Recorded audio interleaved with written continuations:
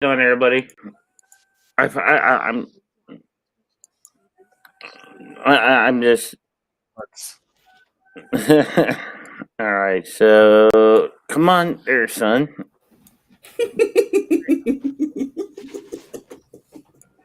I find this fucking hilarious, honestly. You're not. Me too. Me too. As much as I'm shaking my head, this is just okay. So because we started late, because we started late, I could not hit go live because Facebook does not allow you to start 10 minutes after your scheduled time. However, it would not let me edit the link in order to change the start time so I could, make Facebook behave. So thanks, Facebook.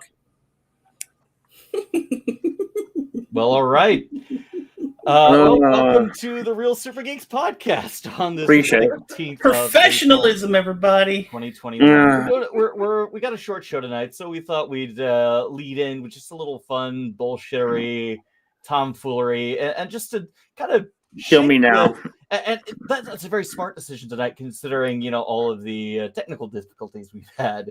Kill me now. First and foremost, being my own tardiness. Because the wife and I went on a bit of an Easter shopping spree, getting ready for the holiday. And I thought I'd show off a bit of a haul that I did tonight, and I got a lot. I hit up 3 hobby stores today. Ross bought enough loot that he could have gotten a furry commission. Yes, I could have. Let's show off some of this. First off, for all you gearheads out there, I got 2 BattleTech Force packs to add to the rather large mercenary force I have going on. So look forward to some BattleTech content in the near future. How many sea bills does that army cost every week? Oh, let's see. In this one I've got 2 assault mechs. So yeah, quite a bit. Quite a bit. Ah, down they go. As he throws them on the ground, right? Slightly damaging the packages and making everybody wrench. Don't worry, he can just toss them in the 3D printer washing machine thing later. There you go. I got a Crusade mission pack for 40K, so I can start a Crusade campaign at the local game store. And a new... Oh, god damn it, Greg. Seriously? Seriously? Oh, you could not have picked a better time to activate sing mode, because now I'm going to have to sing-song my entire way through this video. It might as well be unboxing if I don't have a box to unbox. So now I'm just showing off. You're going to have time to do all this stuff with the Warhammer stuff and do the game store stuff. Did that mean you have time to watch Lucifer Season 6 finally? Fuck you. Fuck you, fuck you, fuck you, fuck you, fuck you, fuck you, fuck you, fuck. I'm sorry, I'm not your type. Fuck you, fuck you, fuck you, fuck you. I couldn't have timed that better. Fuck you, fuck you, fuck you, fuck you. Now sing it in the toss theme. Fuck you. Justin,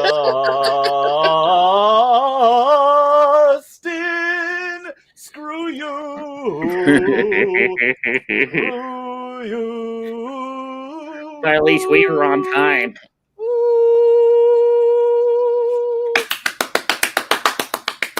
That was wonderful. And I also complained about Ross's thing into Real SuperGeeks. So now we have to clip that. Yeah. So continuing this little bit of loot, I got a new Locust Heavy Destroyer. This thing is an awesome new model that does a lot of damage on the table. I've been looking forward to expanding my collection there. I also hit up Mayhem, another shop in Des Moines, and got a board game for Horizon Zero Dawn. I got a bunch of robot dinosaurs to paint, and I'm very excited for that. There's expansions with the biggest machines that I am very eager to get my hands on. Eventually, I don't want to break the bank too soon. I have bills to pay and a kid to take care of after all. And from the Warhammer store itself, I got a Warhammer board game.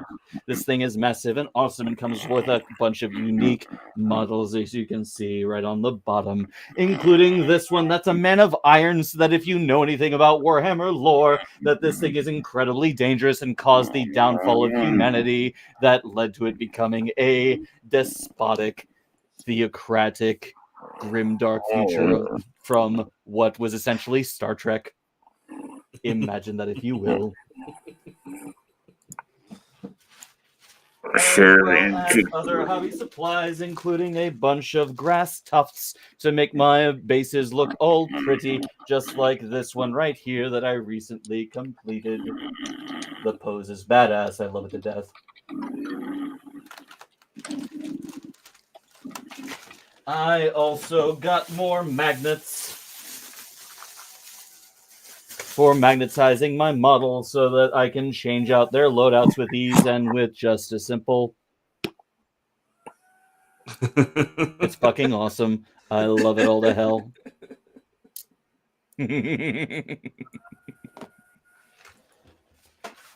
So yes, if you're irritated at being late, it is certainly all my fault for being part of taking so long. The wife had a lot of fun as well in her retail therapy. We got a bunch of candy and supplies for the son and our nieces for Easter egg hunts tomorrow. And you're good, Ross. That's 5. All right. Hey, the fuck you. Don't kill his voice before the show. We need the voice for the show. Yes, we do. Don't kill him before the show. Bad, Greg, but good. But Greg, bad. No, that was excellently well timed, Greg. Bravo. Bravo. No, bravo to you, sir. Oh. And so, Justin, while we were actually waiting for you when we went live on our Twitches, where can people find you, Justin? Twitch TV, the _separate. Well, if we're through with the pre-show phase, are we ready to get into the main event? I think we are. Yes, show. Let me do our little intro thingy. If I can get this stupid thing to go back here and. Hey, Ross. Yes. Your stream is a little quiet. Uh-oh. I thought it was me having the volume down, but no, your stream's like a little bit quiet. Did you forget to turn the audio on again? My desktop audio is on, as is my microphone. I am seeing all of you. Well, Is your output, your stream good? Well, there's the clip. Judge for yourself if our audio is a little bit quiet or not. Actually, I'm playing it right now. The volume sounds fine to me. Why is it so quiet for me, even when I open it in several different new tabs and browsers? Yeah, I just played it right now. It sounds fine. God, what the hell is wrong with technology tonight? Jesus Christ. Maybe you're just broke. You just need a reboot, son. God. Look, I'm not the only one that needed a reboot. You had to start an entirely new fucking room to start the show. Well, yeah, just in case I'm bumping up my desktop I am audio irritated over that myself. Trust me, I am not a happy person on that one. It almost makes me miss the Zoom days. Well, to our fans, we're getting all the kinks worked out. So. All right, I'm boosting my output just a little bit, just in case. Here's a pre-show topic I like to go over because this will be quick and fun for us. All right. So, hold on. We got to do the intro for the show and all that fun stuff. He's talking the pre-show topic while you're getting. Yeah, pre-show topic. Okay, go ahead. Yeah. Just real quick. This is a pre-Florida Man. A Florida man set a Guinness World Record for watching the Spider-Man No Way Home 292 times in theaters. So that made me think, what is a movie we've all seen an annoyingly amount of times? Mine is Jurassic Park. I know I've seen that movie over 100 times. Teenage Mutant Ninja Turtles 2, The Secret of the Ooze. Justin? 2? Seriously? 2? It was televised, I recorded it, and I wore that tape out.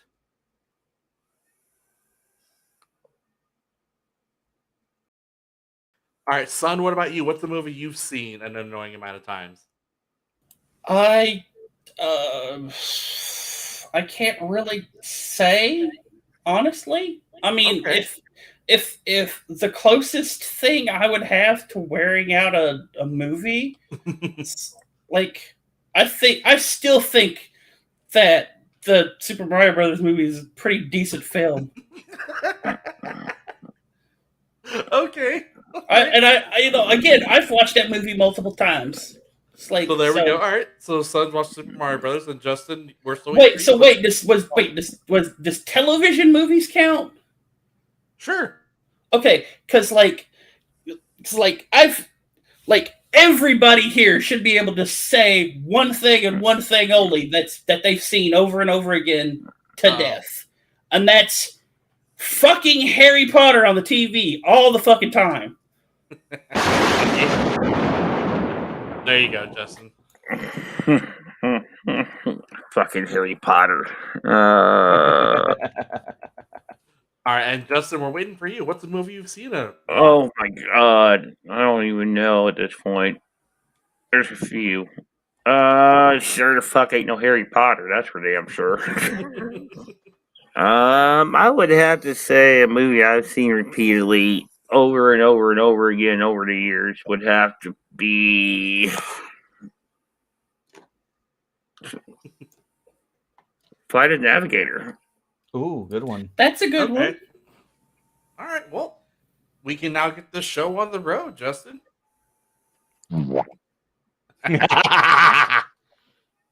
Great.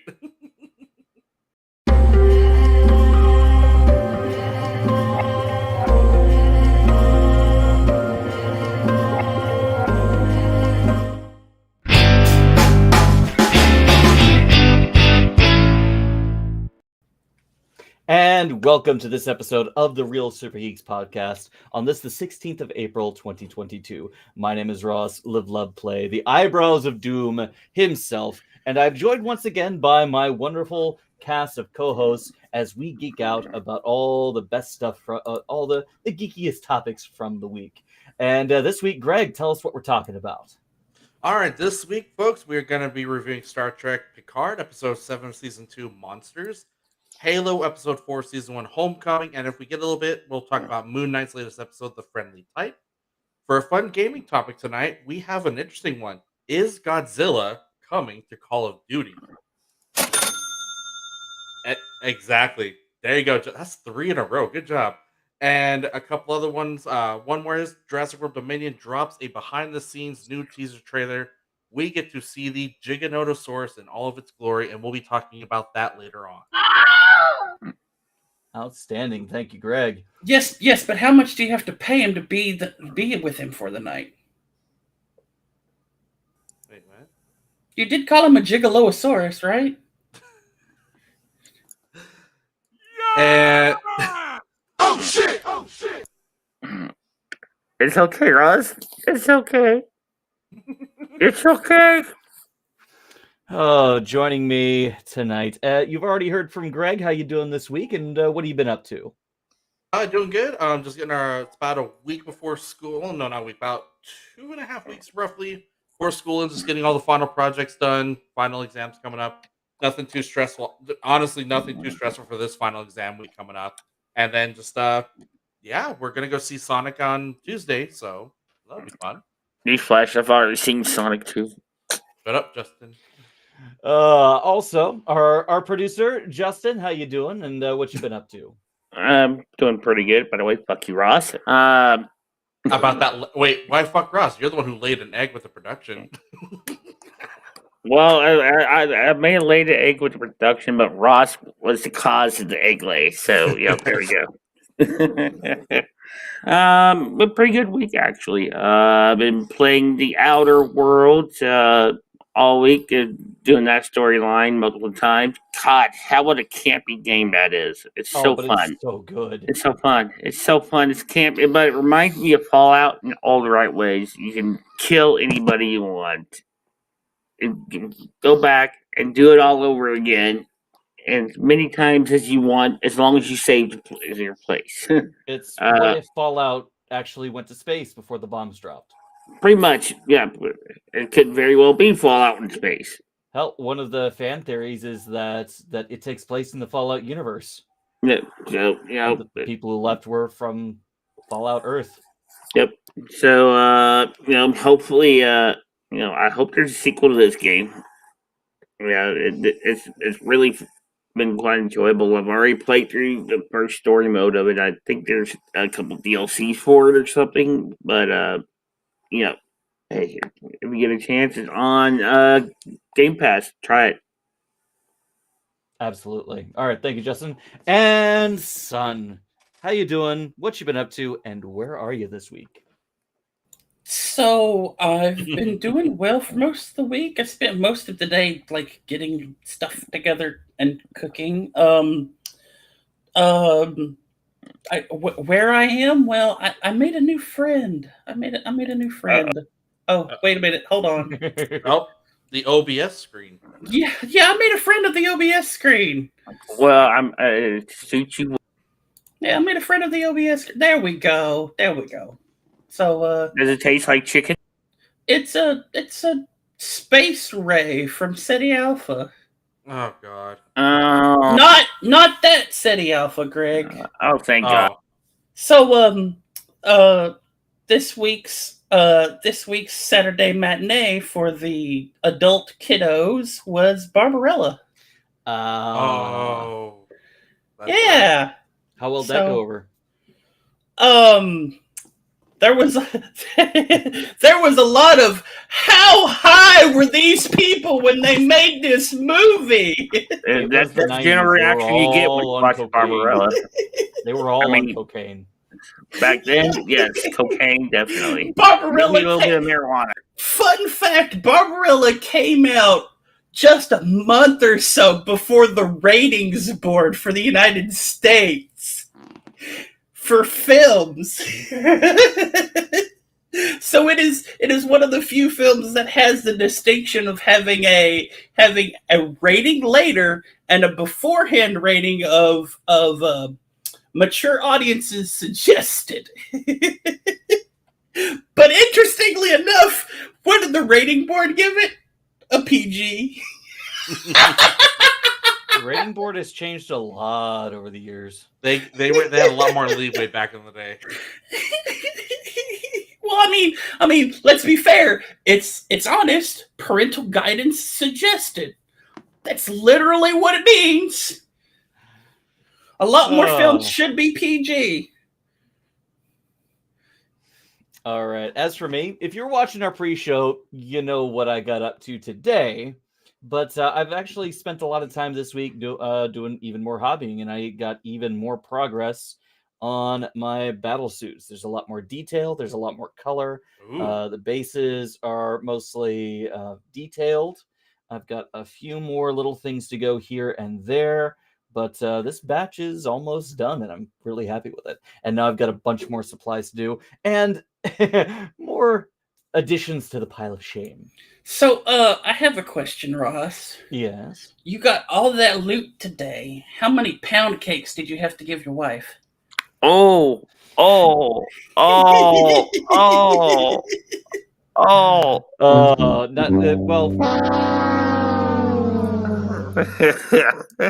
She's recently become obsessed with LOL dolls. Okay. So it's just a matter of letting her buy whatever she wants. Mm-hmm. So, in other words...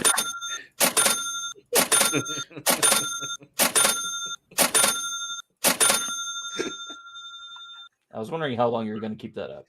Well, I mean, it's a woman. She would like to buy things, so you got to wreck that shit all the way up as high as it will go. I mean, you've already got like $130 worth of loot down there by your feet. Come on, That's man. Underestimating it, son. Well, yeah, I am lowballing it. I mean, you're not taking account all the other figures that are sitting in front of him right now on his desk But you see, that we can't see. Okay, watch. Hold on. Here, I'll put Ross to the stream right now. Ross, this right here was $1,000.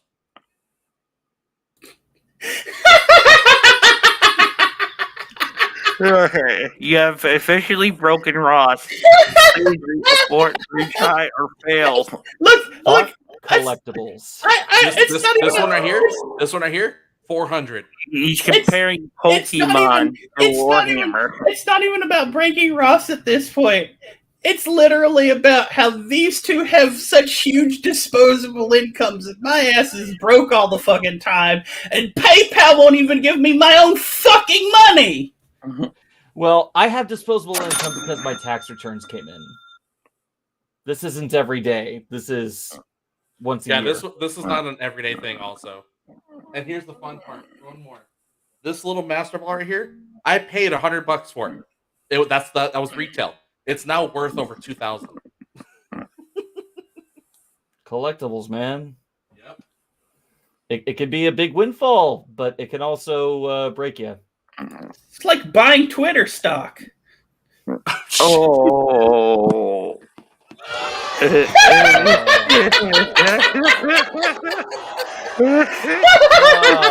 Market manipulation. Let's get into the show, shall we? Speaking of manipulation, let's talk about Star Trek Picard. Yes. Let's get into our first review of tonight, and that With Daddy is, Baltar and Time Cop. that is Star Trek Picard. Up to this point, Jean-Luc and team were able to save the ancestor Picard. Renee is safe at the expense of Picard getting hit by a car. He was revived. He is stable, safe, and remarkably has no broken bones. But he is trapped within his own mind.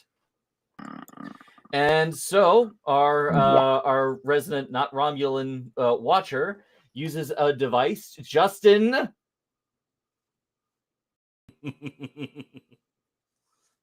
Don't get ahead.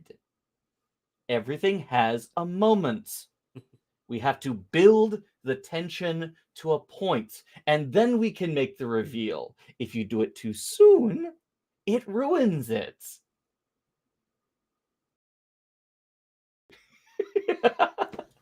And if you do it too late, you make the character irredeemable, like Tarka. Tarka was never redeemable in the first place. Or soon. Anyway, she uses a device to enter his mind to try and help Jean-Luc through whatever kind of mental funk that he is in, much to the surprise of the dear doctor who owns the clinic. Meanwhile, Seven and Rafi return to the La Serena to try and find Agnes, because she's gone MIA. Because the Borg Queen has kind of taken over her body for a little bit and is building power so she can start assimilating people. Yay! Inside Jean-Luc's mind, we see two different scenarios playing out. One is Jean-Luc sitting across from a therapist who is trying to get him to come to a realization. But within that session is also a story about a young prince who is trapped in a dungeon looking for the queen with fiery hair, beset by monsters on all sides. The supervisor is able to get in and reach this child, helping him overcome his fear, the self-imposed dungeon that he has locked himself in, and confronting Picard about his own fears and misgivings, where it is revealed that the therapist is not a therapist. It's Picard's daddy. Hashtag daddy issues. But we get a great line. You lived longer than me, but I kept the hair. Fair trade. Ooh. Burn.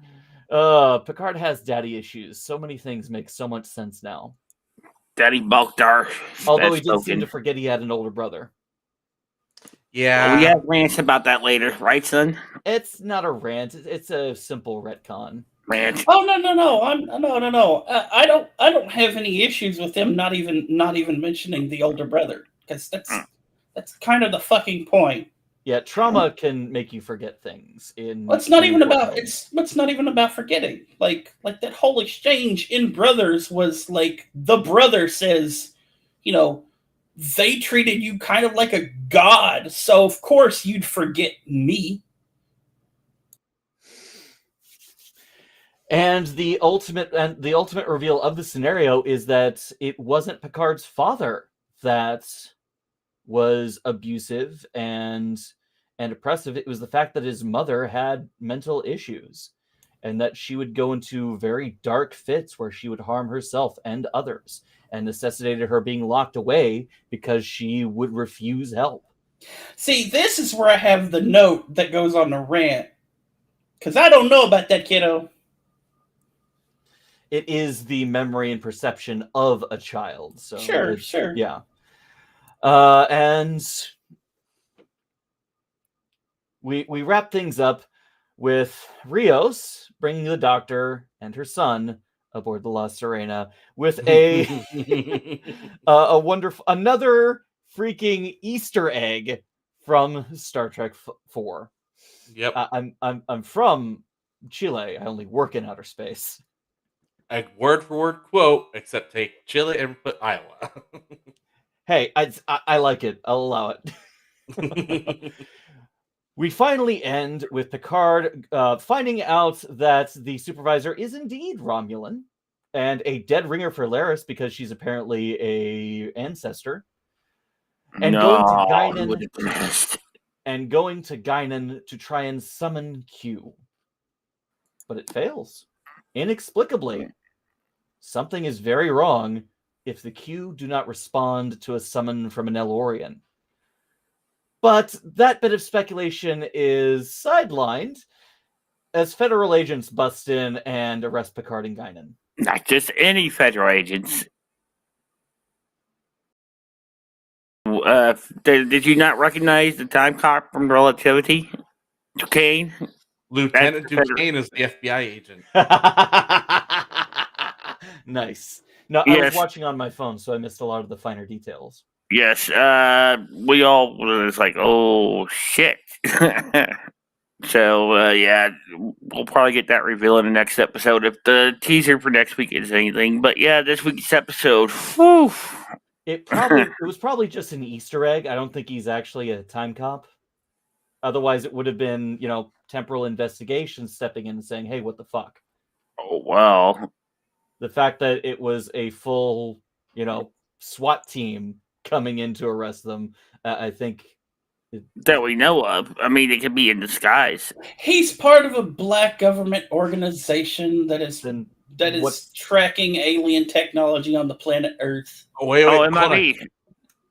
These are the X-Files. And if it was a future agency, why would they have a modern force? Why wouldn't they introduce themselves? Because they have to blend in with the time period if they're there in that time period. If they're busting time travelers, why do they need to look like modern people? Yeah, no, if they're busting time travelers, they reveal themselves right away. Yeah, but they don't need to reveal it to the other populace. Wait a minute. We just found out the Elorians were fucking Calypso witches from Pirates. Well, we just found that shit out. Yep. I'd want a team. I'd want a fucking army with me if I was arresting someone and I was from any fucking time period. I mean, so, Justin, what did you think of the episode? Yes. Well, first, the whole guy's ball cover thing was fucking confusing as hell, and then once you remember, figured out what was going on, it kind of flowed together. I'm sure Son has a nice rant list about a few things, but you have no idea. This is one of the longest pages in a while. Oh boy. Yeah, they did retcon a few things with Picard, but that's okay because, Star Trek, they retcon things all the time from the other shows, the other series, and whatever suits the moment. If it doesn't fit the storyline they want to do, they retcon it. That's fine. Enterprise A, it doesn't get blown up. They retcon it, they blow it up. Whatever they want to do.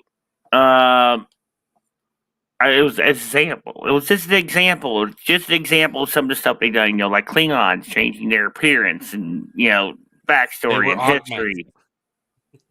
Shut up, Greg. Just different things here and there. It's going to happen. People are mad about that. Big deal. They've done other more grievous things and a couple little needed story edits here and there. Other than that, in Florida, well, we all called New Laris was Romulan. I mean, come on. Not Laris. Laris was Romulan. I mean, come Her on. name is Seriously. Alan. Not Laris. The whole Q storyline, though, I'm starting to kind of wonder if my theory is possible with the fact that since Q never met Picard TNG, since that future has been altered, then Q never got a chance to redeem himself or save the Continuum as he did in Voyager, and everything fell into disarray, and it caused the Continuum not to exist, since why Guinan could not contact him and summon a Q, which should have worked, or Q has now lost his powers in the present. Something very Cause bad and happened. effect. We just don't know what yet. Cause and effect. So it'd be interesting to see how that storyline plays out. Other than that, God damn it, Rios. You were just sitting there saying how you needed to protect the timeline, and then bring the girl and the kid on your fucking ship. He's in love. Well, what is he expecting to do? Take them with him? Maybe. Who knows? Maybe. Yeah, maybe. They've been making enough references to the voyage home. Why not take it all the way? Oh, My question is, where's the whale? There's well, Look, look, whale. Shatner's not in this, so He was the whale. Shatner's not in this, so yeah. Like if they're taking the Doctor to the future, they have to have some kind of medical MacGuffin for her to go anyway. Otherwise, you're breaking all kinds of fucking temporal rules. Well, I mean, Shatner's not in this one, so there's no whale. So, Thank you, Justin. That's for the third time. well, Yeah. I didn't get the reaction the first time, so. But she might needed to monitor Picard's condition, or something to do with Agnes later on. The ship has better medical knowledge than this woman. The ship!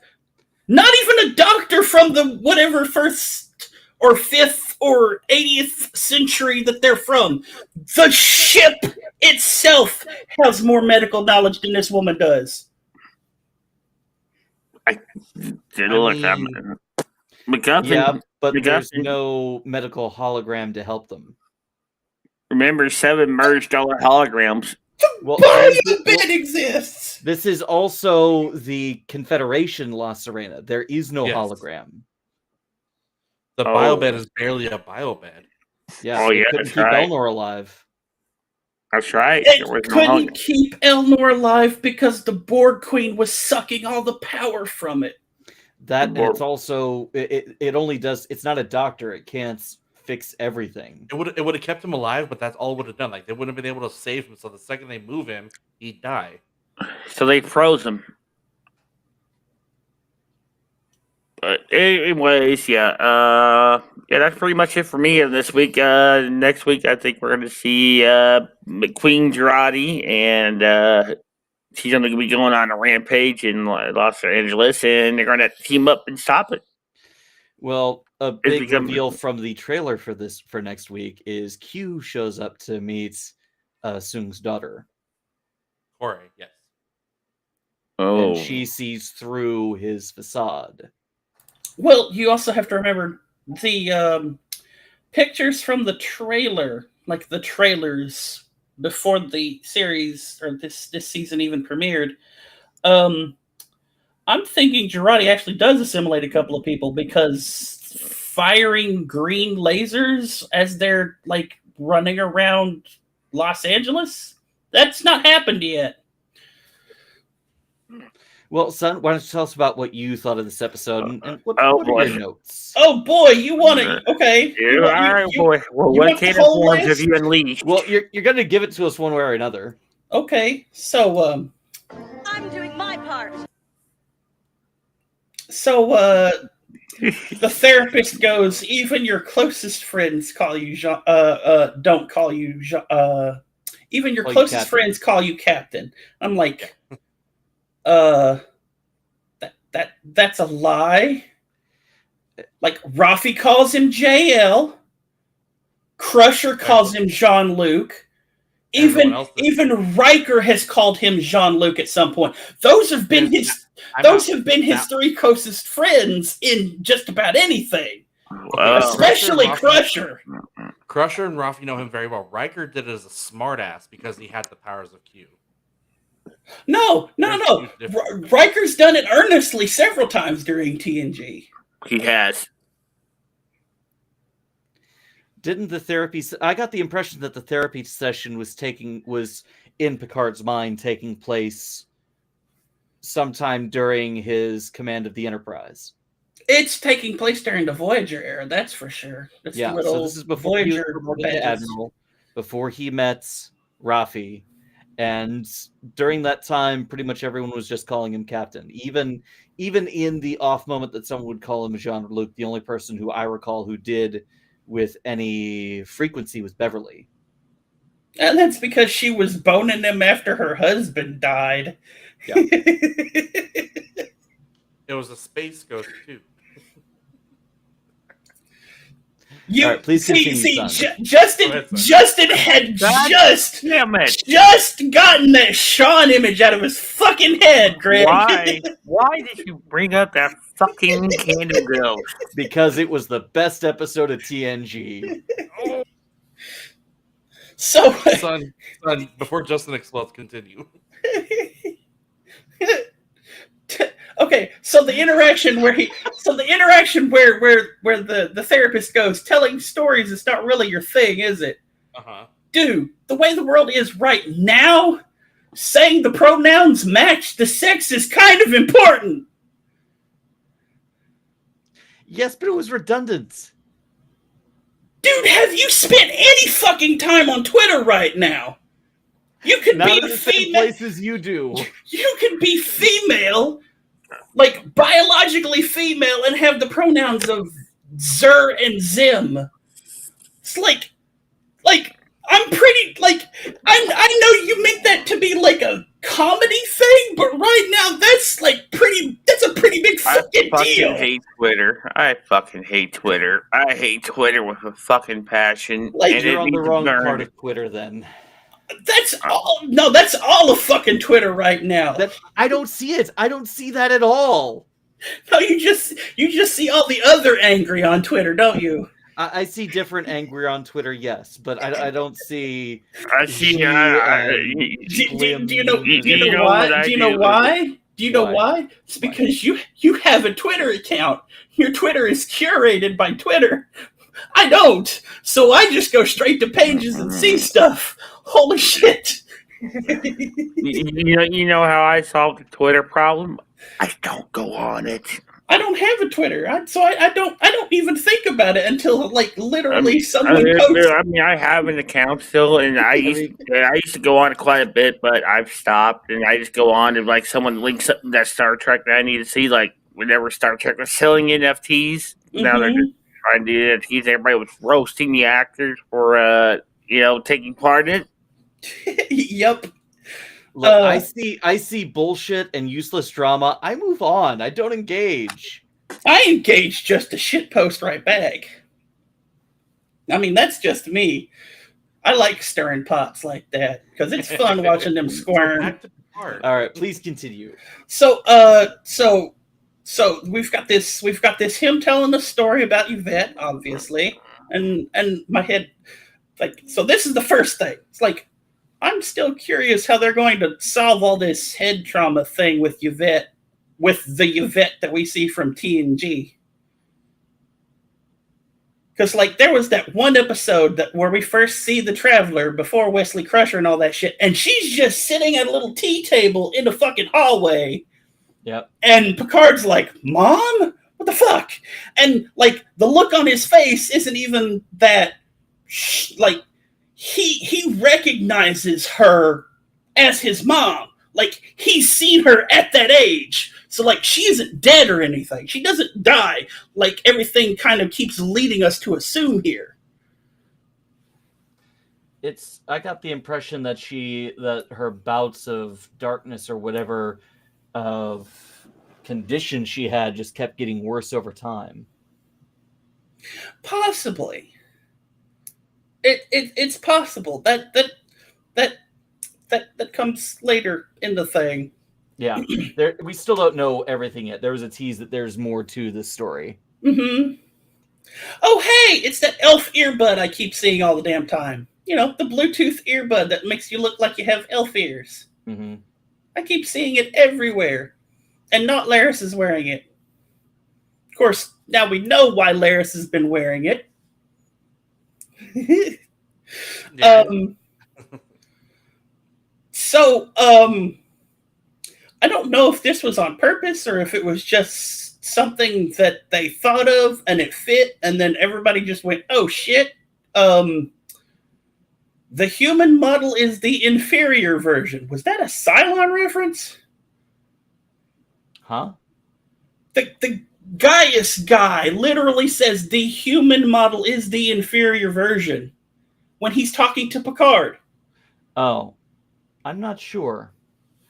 It's like, is this a Cylon reference? Because you're like, I mean, I know Picard's a synth right now, but you're like, well, the human model is the inferior version. So what the fuck are you talking about? I think he's talking about the human model of psychology, of mental health care. Honestly, I don't know. So, wait, Rios, you have more medical knowledge about this device than this lady you are handing this device to. Why are you making her do it? Drama. Like, holy shit. Why are you making her do it? Like, Son, because it would be more dramatic. I can't roll my R's. Dramatic. okay. Wow. So, see, now, I'm actually starting to lean into the whole, they're going to take her because she's supposed to be watching Picard from all this. And it's like, she has no knowledge of synthetic bodies and all this shit. And you're MacGuffining the doctor at this point. You're MacGuffining an entire human fucking being and her kid. And her kid. I hate you, David. So, like, this whole Picard said is a dungeon thing. That's, this is all disturbingly familiar.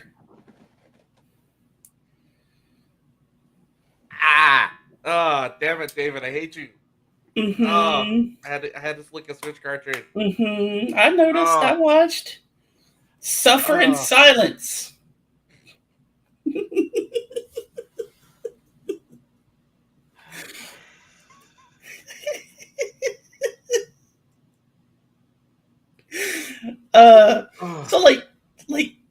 So I even made note of it here. There is like all this animosity between these two in this therapy session. What the fuck is up with this? Like, Picard is like, when we've seen Picard in therapy sessions, he's flippant. He's not like actively aggressive in the manner that he's being here. It's weird. I mean, even as a crotchety old man in the first season, he wasn't like this almost verbally violent to another person. Like the only time that he got anywhere close to this was like when he was berating someone. And like in this therapy session, he's wondering what the fuck is going on just as much as we are. So like, holy crap. I get my squats in.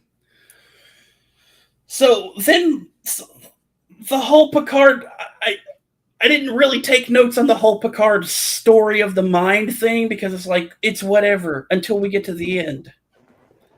When we get to the end and it's revealed that the guy is Picard's father. And it's weird because like he's doing all this explanations like, I'm not the monster you think I am. You know, she was like she was literally a manic depressive of the extreme, or like the highest extreme of an order.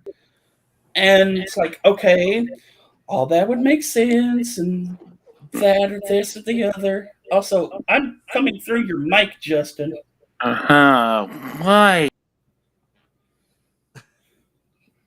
So like he's making all this, and I'm going, You know, this explanation for Yvette kind of falls flat on his face when you remember Brothers, and how Picard and his brother both admit that their father had a huge distaste for technology.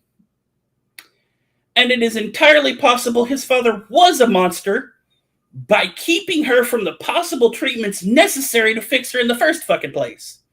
Because he locked her in a fucking room. He did say that she was the one who refused treatment. Yes. And that was the memory of Picard within his own mind. So, yeah, okay, let's continue. But see, this does kind of reverse Stewart's own family situation, which is, I understand wanting to put yourself into the role, which, like, I get that. But, like, dude, you made your dad your mom in this. All of the violent mood swings your father had when he was shell-shocked and PTSD and whatever new fancy word we come back with for fucking people up at war. Yeah, no, like you just made your mom, Picard's mom, that way. And you've made your father the sympathetic character dealing with mental abuse and the mental taxation of that abuse. This is pretty heavy shit, Picard. I said this from the beginning. This seemed like what you were trying to do, but like, damn, you put all of this into one fucking episode. Like, at least spread it out between two. Give people a little bit, because like this is a lot of fucking shit to deal with. And it's not over. And it's not over. It's like, holy shit, this is a lot to fucking deal with. No wonder Picard went and put it in a fucking box. And you're expecting, like, the viewers to come to terms with all of this shit. It's going to be a lot to get through. So we're going back to the clinic, right? Yep. God damn it, Rios. This doctor lady is a realist, honestly. It's like, why are you walking to me like a serial killer? It's like, she's a realist in just about every fucking thing. But she says shit that is both funny and wrong. And wrong. Good guys say all the fucking time that they're the good guys. Even when they are actually the good guys, they wind up going, but we're the good guys. It's like, and then when she said the, what was it that she said this week? Holy God. People that have to tell me that people that have to say that they're human are people that shouldn't be around my kids. Well, like, first of all, he's from fucking space. You already know this.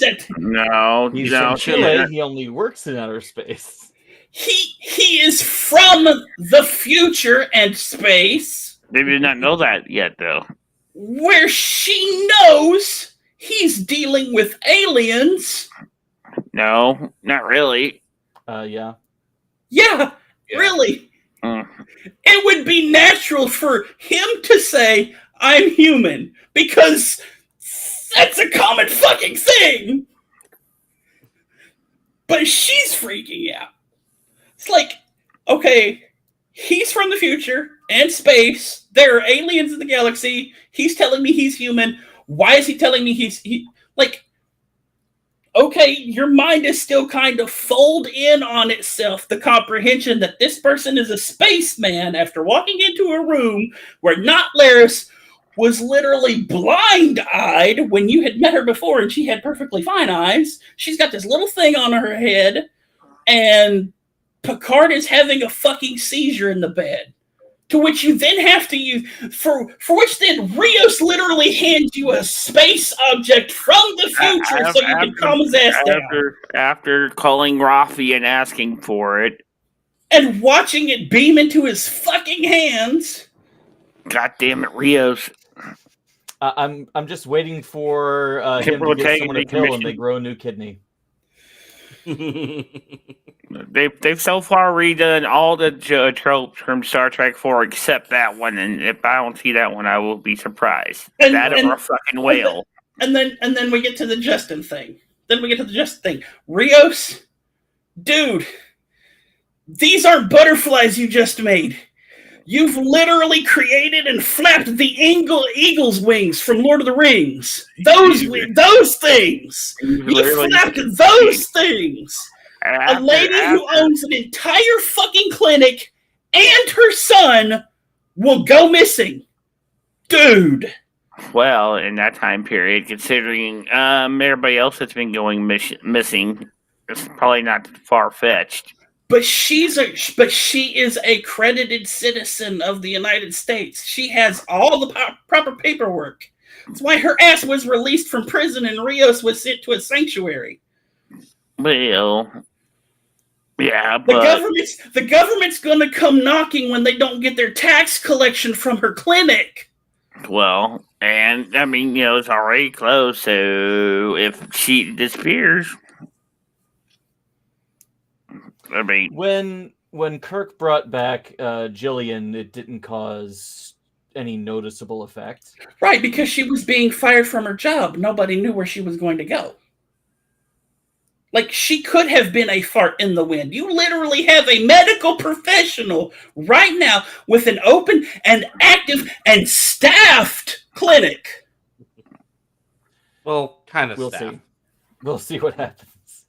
it's going to happen. If it doesn't happen, then they'll do some type of mind wipe thing on her or something like that. And Then, I don't know. Then Not Laris asked the most important question of the entire fucking season. That was all part of Q's plan. Lady, who knows anymore? It's not like Trek's ever been consistent, even within the same series. Or episode. Like, holy fuck. With one exception, Q's schemes have always been educational. He's trying to get Picard to realize something, to understand something. The only exception to that was the whole Cupid episode. Which was legitimately Q trying to make Picard fall in love with someone to get all of this shit out of the way early. And neither of them was going to go along with it. Not Picard or Vash. And the interesting thing in all of this shit is something tells me that's going to be a reference later in this fucking series. Cupid. Yep.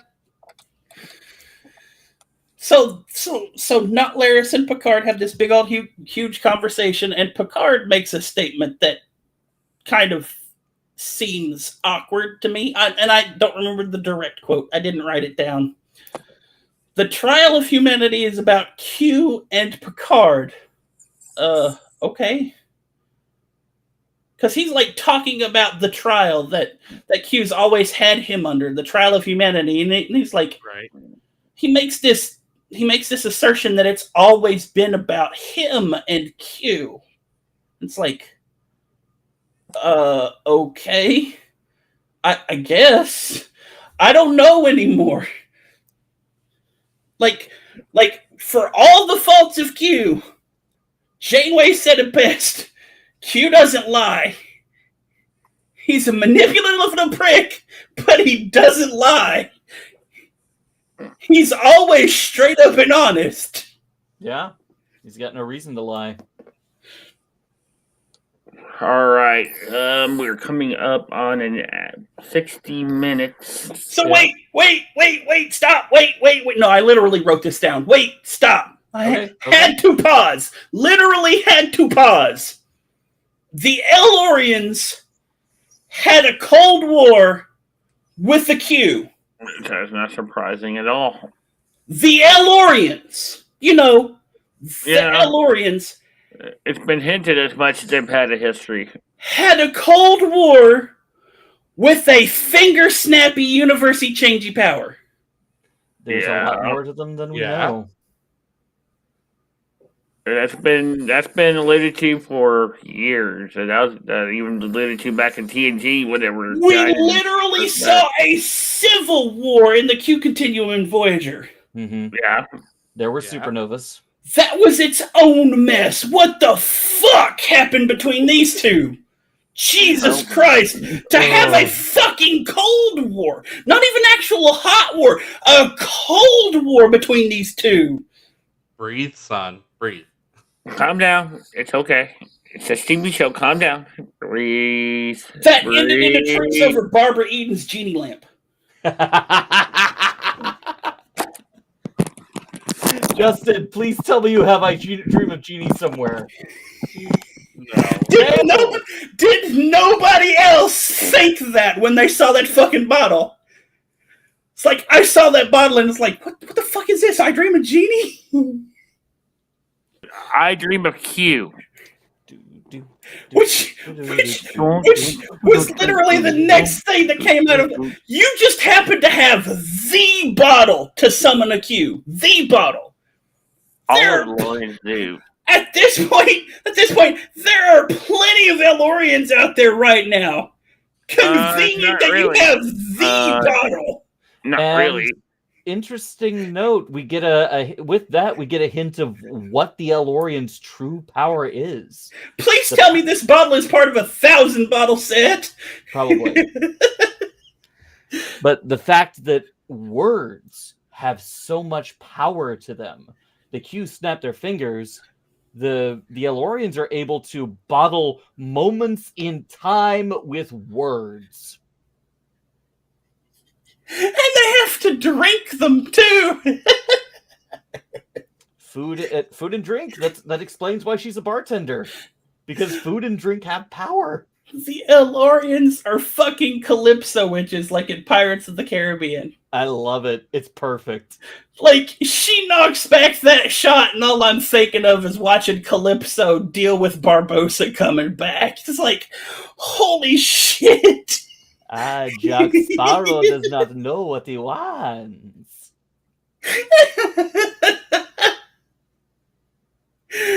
Oh, so, little young Guinan and Picard get arrested, and wait till next week when it's revealed that the feds have Rios's badge. That would make sense. Rios has his badge. He has a badge. It's his badge. It was confirmed. It's his badge. Then why make a point of it being on the table like a fucking Chekhov's gun? Yeah, it's one of those things that he picked it up off screen. They confirmed it's his badge that he's using. I thought you were supposed to be modern writers. Any other thoughts, son? I liked this episode.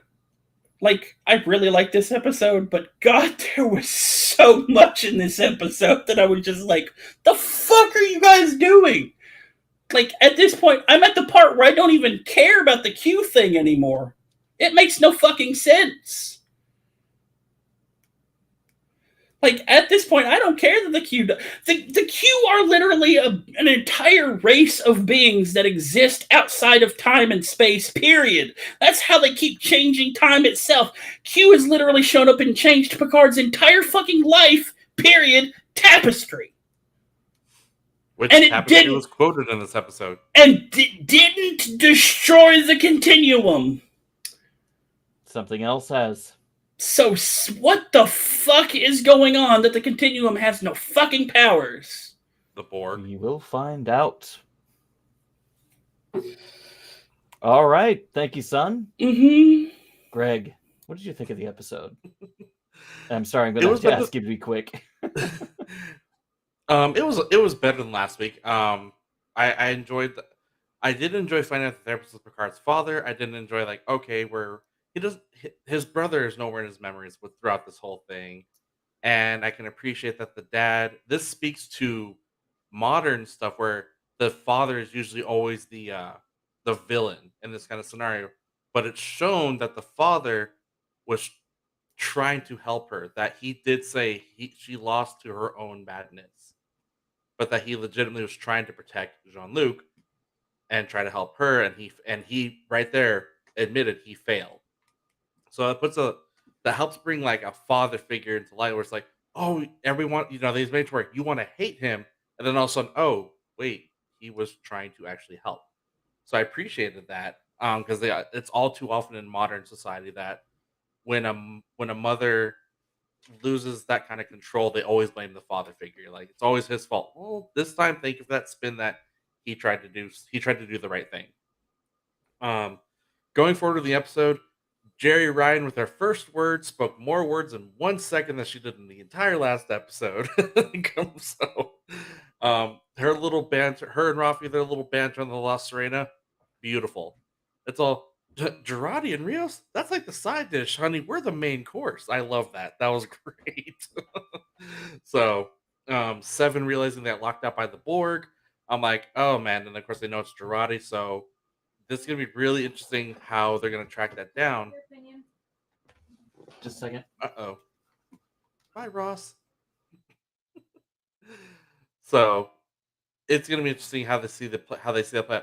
I didn't like that Seven's all we need Picard. I'm like, Seven, you were a Borg. You can't handle this. It's like that. It's like with Q. She knows who Q is. Why She does knows the why Borg. does she need Picard? Does she need Locutus? Is that what's Right, going on? It's Right. like that's because but why do you even need Locutus? Like the Borg Queen and Voyager literally said you were being groomed to be the next Borg Queen. Why do you need Locutus? So yeah, that was a little bit confusing. Well, not confusing, just a little more irritating.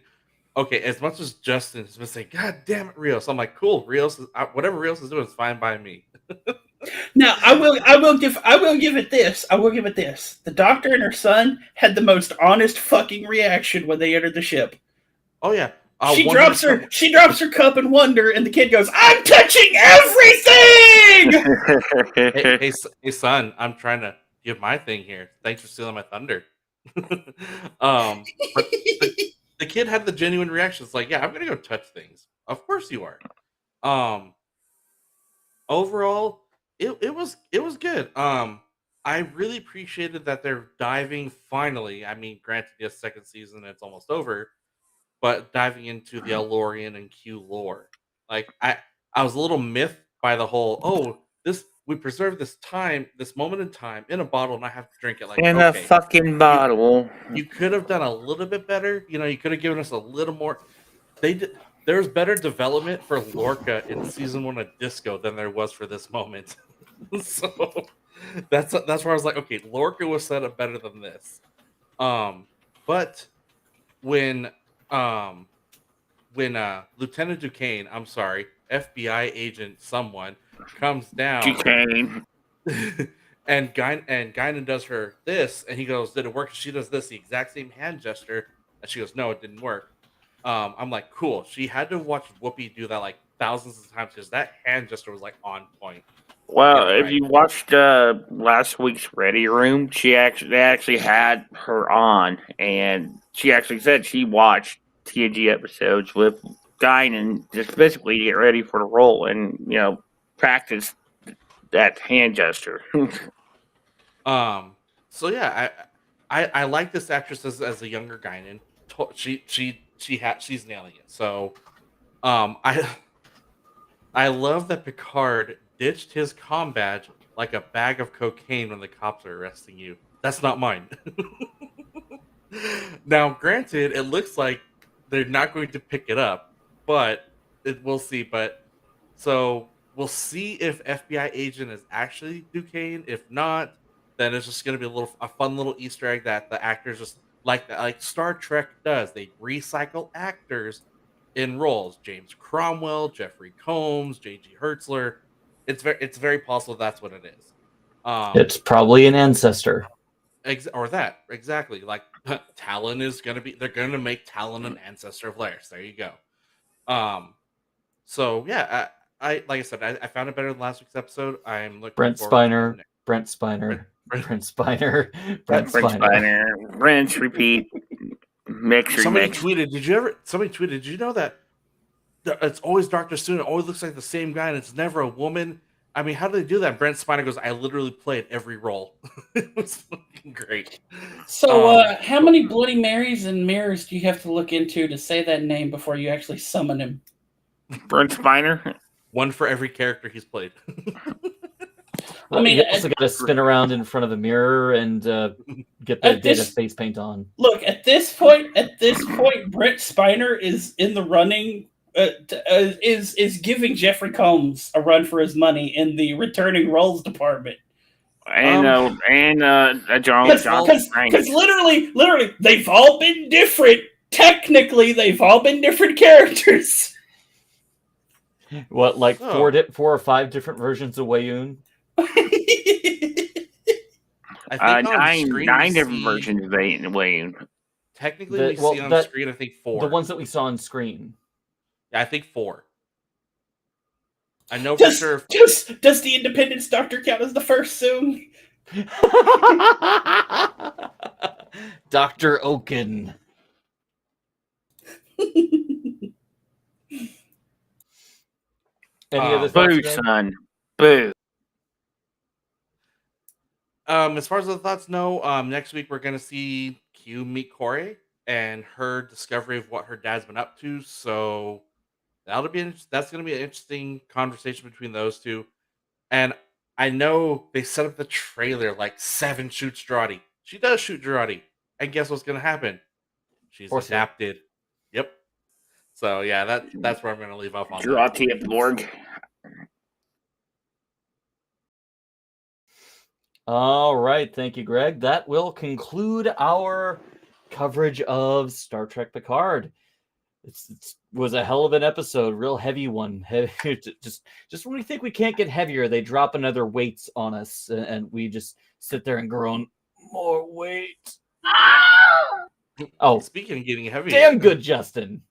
Speaking All of right. gaining, Speaking of getting heavier, Halo. Yes, indeed. Next up, we're going to talk about this week's episode of Halo.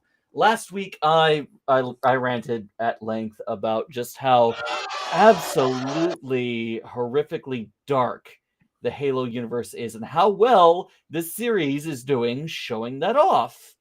Mm-hmm. Oh, thankfully, this episode was a little less grim.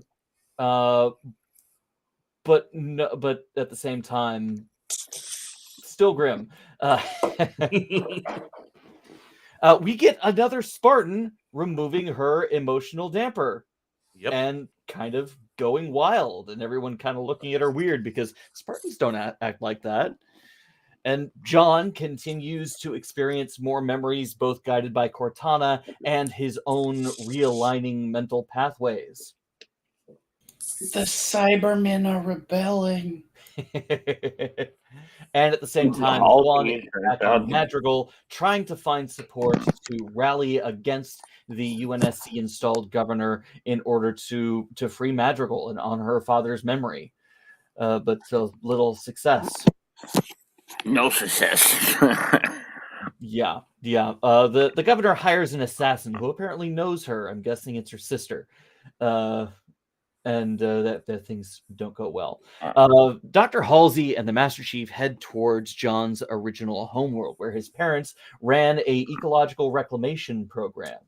There, he lived a seemingly happy and prosperous childhood while his parents were working on the environment, where he stumbles across a ruin and is plagued by visions of all sorts. He tries his best to express these visions in drawings, but his father grows worried and makes him bury them. He slowly uncovers this as Halsey, Cortana, and the assistant go over everything. Dude creeps me the fuck out. After he tried to Assault. molest the clone. The dude is just so damn creepy. I hope he dies or something, or at least He'll be gets the put in his first one to place. go. Anyway, He'll be the first one to go. Mm. The creepy ones always die John's first. John's recollection of his childhood is both heartwarming and heartbreaking, because we know that at some point that childhood is shattered, and it is revealed eventually that Halsey was visiting him as a child in his own home, presumably while his parents were nearby. Leading us to what we all know is coming, that as was flashed back in the beginning, that John and the other Spartans were training as soldiers at an extremely young age, single digits in many cases. And John having no memory of his original home after trying to run away.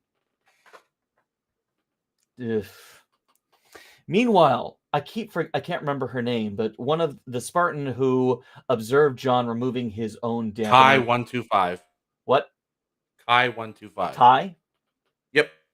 Ty 125 removes her own dampener and begins experiencing the world for herself as Dr. Miranda Keyes calls them all in to run experiments on the artifact.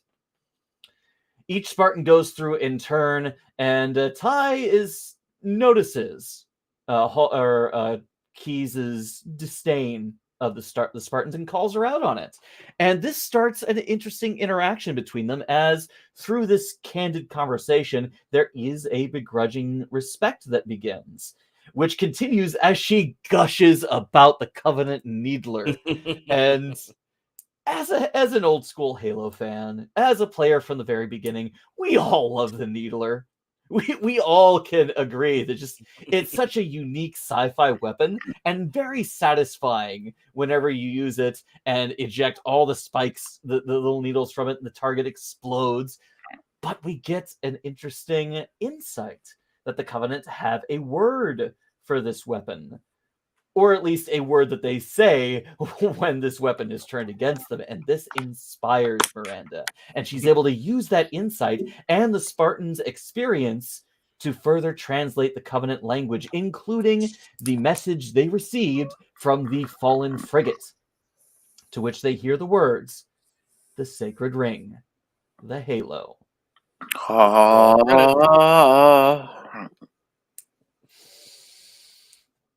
And of course, Juan takes a bit of blood and smears it in her hair in form of rebellion. She thinks it's cool at first, but then she regrets it. Self-expression. Wait, Kai? Ty, the Spartan. Kai. Thank you, Kai. It's not blood. It's oil. Oh, okay. Because she's cleaning her rifle. Gotcha. Again, I was watching it on my phone, so some details were lost. Meanwhile, Juan makes her way with, dang it, what was his name again? Soren to Madrigal, where she's attempting to find people she knows and find support. But her efforts are stymied by A, her bounty, and 2, the fear of the populace. The Covenant is real to them now. And so they look to the UNSC's security. And despite the oppressive conditions they're in, it's better the devil they know than the one that they know is going to kill them all outright. So, but Juan keeps trying. She finds her aunt, who is sympathetic but is unable, but there's no money. There's no support. There's nothing that they can do to resist anymore. So the only thing that she can do is run. Unfortunately, Soren's ship is found and dismantled immediately. Those are not Jawas. Yeah, they're freaking Jawas. Meaning they have to find another way off the planet, and this is complicated because the governor has hired an assassin to take out both Soren and Juan, and the episode ends with them on the run. The episode concludes with an ominous statement by Miranda saying that Halsey wants what's best for humanity at any cost, and human beings and human nature is a hindrance to that. And anything that acts human, acts like as a glitch, won't be tolerated. Giving us a foreboding feeling for what's going to happen, both for Kai and for John. So let's talk about the episode. Justin. Well, I can't. This episode's pretty good. I love the way they're doing this story. I mean, I've seen all the complaints out there. The little fan babies that are crying about it, saying, "Oh no, they're not adhering to canon." I'm like, it was never going to be a one-on-one to the video game anyway. This is a whole new thing that they're doing here. So yeah, it's going to be completely different from what's ever come before. The video game lore is a fucking mess, anyways. So Well, it's why not the would you video want game that? lore; it's the books. Well, The video game lore is pretty straightforward. It's the books that gets things crazy. so I'm like, just let's let it play out. I seen a post where somebody was complaining about it. I was like, have you even watched it yet? It's like, no. Like, go watch it and comment. He's like, okay. He wouldn't watch it. Like, I was wrong. This is actually pretty cool. It's like, I fucking told you. Like, because it's its own unique flavor, which, I mean, it gets you hooked. And I find myself actually watching it before I watch Picard, just to, get my watch out of the way, because I didn't. I usually stay up late and watch it as it drops on Thursday night. And I'm messaging Greg first thing in the morning, be like, "God damn it, fucking this or that," and seen it. Either he's seen it yet or he hasn't seen it yet. But yeah, usually Greg ran whenever first thing in the mornings after I watch these things. But anyways, back to the topic on hand. Yeah, I mean, it was a pretty good episode. I love the flow. I'm liking the reveals. We might get to see the Sacred Ring next episode of Master Chief activates the device. Because I'm wondering if we're actually on the planet that forms the Halo. How many episodes are in the season? Do we know? I don't know. I haven't seen an official count. I don't know offhand, but it's probably not going to be many considering how other Paramount Plus shows work. So I'm going to say, I want to guess at least 10. Hold on, let me see. Let me see if I can Google it real fast. Halo episode.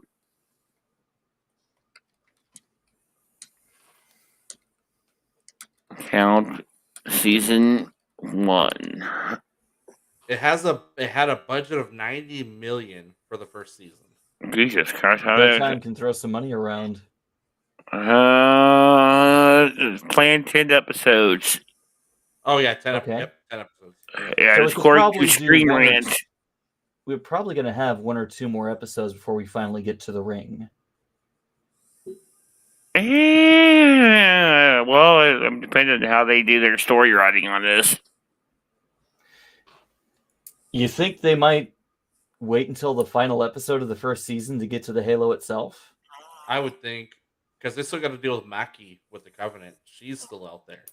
Yeah. And she's on her way to Madrigal. Right, that's right. In the original lore, Reach falls before, and that is the impetus for the Pillar of Autumn to make a random jump and find the ring. You think we're going to see the fall of Reach in this series? In this season? That'd be ballsy for the first season. But with how they're going so far, I wouldn't put it past them. I mean, we are getting to see a fair amount of Reach and the amount of infrastructure that's there. I mean, everybody's there, including Lord Admiral Cole. Any other thoughts, Justin? All right, go ahead. Greg, how about you? I'm loving this series very, very much. I'm appreciating the lore behind the story they're doing. Kai is quickly becoming my second favorite character of the show. Her removing her emotion inhibitor was, I knew it was going to happen when she saw Master Chief do it, but I was like, okay. But now she's seeing life. The actress is doing an amazing job of maintaining her character being a Spartan and at the same time being a girl and be like, I'm seeing all this for the first time. She's cleaning her gun, and I was like, I need color in my hair, and colors her hair. I loved Miranda's reaction. That was priceless. Did you do that to yourself? Yes. Yes. Riz and Vanek, I love how they're 100% with her. Like, they're not questioning her behavior at all. they're her squad mates. They're doing fine. And I love that Kai was like, "You don't like us," and then just goes straight and touches the artifact and freaks out Miranda. I'm like, good, because Kai knows we're not special in that sense. It's John. Um, I am. They're making John far more empathetic and sympathetic in the series than they have in the video games. He is hurting now because he's finding out he knows that he didn't directly confront her. He now knows Halsey straight up took him from his mom and dad. Um, Not only and that, he's more important to the story yes, because he is one of the few in the games and in the books, humans in general are able to interface with Covenant technology.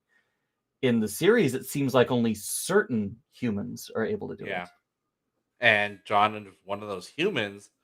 And I love the recreation they did. And I know Cortana did it under order. So they're making Cortana very much like, oh, I hate you, but you're doing such a great job. But her doing the whole rendering, and then John immediately, no, the table's over here, get it right. And as he's going through his memories after seeing the drawings, and let his brain took over at that point, because then Cortana's like, I'm not doing this anymore. And that's when I'm like, okay, so he knows what he's doing. I'm wondering though at the same time, since now he's got this animosity towards Halsey, why he's actually indeed telling her like, "Hey, I know where it's at. Follow me," instead of keeping it to himself in a way of like, "I can't remember." Like, I guess because I'm gonna say he probably can't lie in that fashion. He's probably got that mode in him that's like, "I can't do that." It's because he knows how important this discovery is, and though his distrust of Halsey and the UNSC is growing, he Mhm. understands that they're the only organization who can do anything to combat the Covenant and get him to the ring to find out what it is and how he can win the war. My friend Dallas goes, he goes, "I think he's mad, but he understands that he feels it's his duty still." So I can understand that. He's still a Um, Spartan. Yeah, exactly. And so is and Kai being this she's a girl looking at all this for the first time, feeling for the first time, but she is still very much you hear yes ma'am, no ma'am, that kind of thing. Um and with John it's gonna very much determine, okay, like, and we're gonna see a showdown between him and Maki, or like he the Covenant and him are gonna fight at some point. Um but with the whole Spartans as a whole, when he finally reunites with the team, like what are they going to do? Because for some reason, Kai isn't remembering her past, so clearly the chip was just hindering her emotions while John's remembering his past. The artifact is what started him remembering. Mhm. And they finally said Halo, and I said to myself, as soon as they said Halo, I was like, roll credits. Cue um, the music. Cue the music. Yeah. Oh God. So this is turning out to be very good. My only I don't want to say gripe. I know you'll do your. It'll all make sense at the end, but with Quan and Soren right now, I'm wondering what the end game with them is, because they don't Quan. There were three storylines in this episode, and she's the third one. That why is she significant still? I get why she went back to Madrigal. I get that, but why are we focusing on it? Because it's not what she's doing is not integral to John or even Kai's story at the moment. So it's kind of Yet. like, okay, I get that. Yeah, yeah. So, but and I know what's going to happen is she's on Madrigal with Soren, who got Jawad with his ship. Um, so C she's on plot. Madrigal. See, I know C plot. I think what's going to happen is that the Covenant's going to show up. Maki's going to show up with her ship and the Covenant, and then what's going to happen is then John is going to get the orders. Like Halsey and John are going to get the orders. Like, hey, you need to go to Madrigal. Kai, Vanek, and Riz are going to be like, okay, so they're all going to meet on Madrigal. So I think the finale is going to happen on Madrigal. And now, granted, we're 4 episodes into a 10 episode season, but Madrigal is going to be somehow the focus point for what's going to happen, because they found the first artifact there, and Maki made the intelligent decision, like, well, it was found here. I'm going to start here. So I think something it's good. That's going to be the epicenter. Is my guess. I think Kwai and Soren are going to Quan. be how the Covenant find out about the artifact and Reach. That too, because she doesn't know where Reach is, or because they wiped the ship.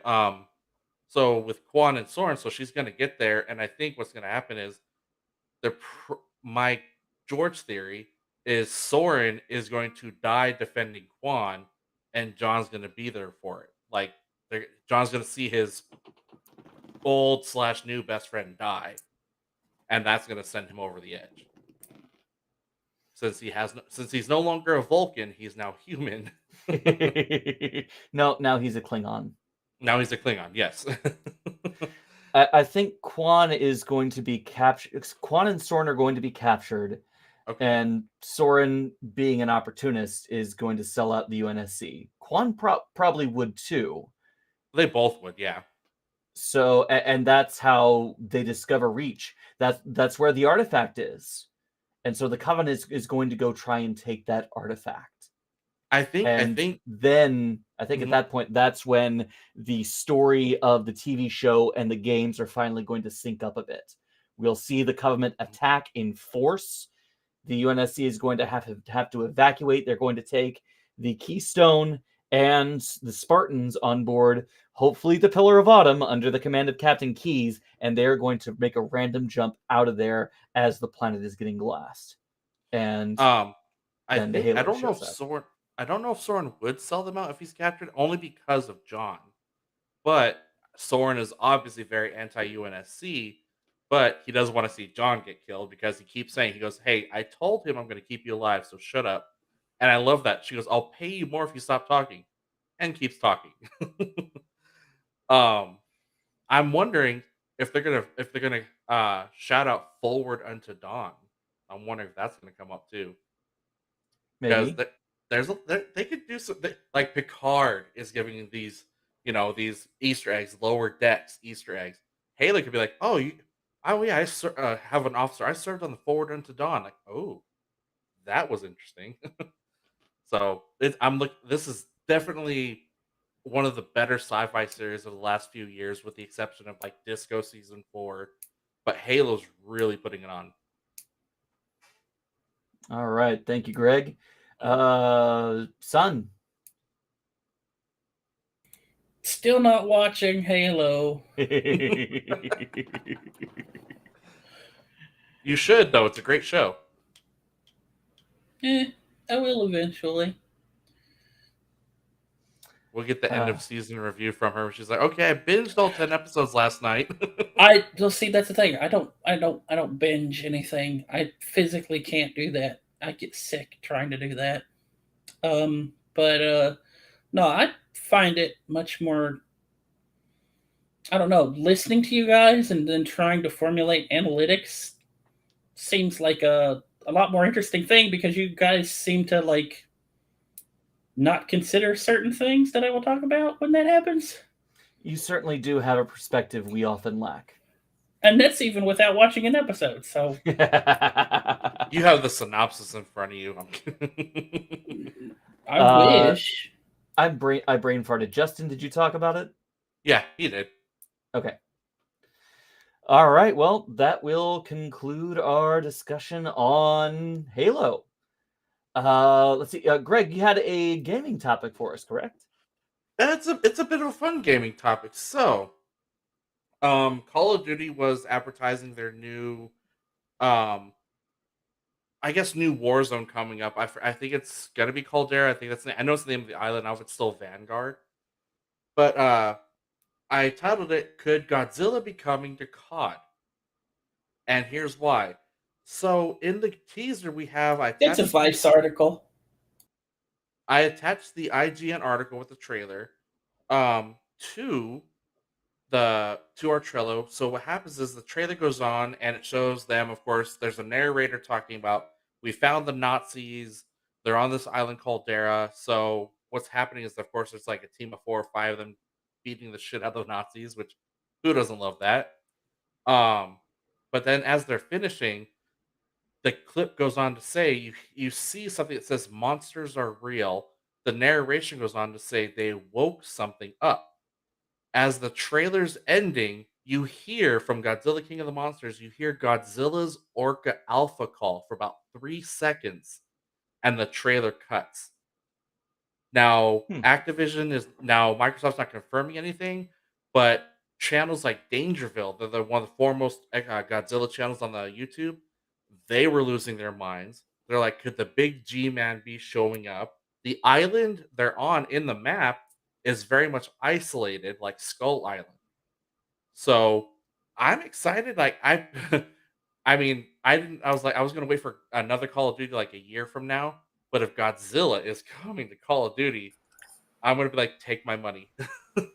Now I don't know though. Wake me up when we're done talking about Call of Duty. How would It's that Godzilla. work, though? How would you represent Godzilla in a Call of Duty game? So what they're- easily, you said they're beating the shit out of Nazis, right? Well, Yeah. you don't call it the whole Japanese Godzilla thing. You tie it into the fucking Nazi.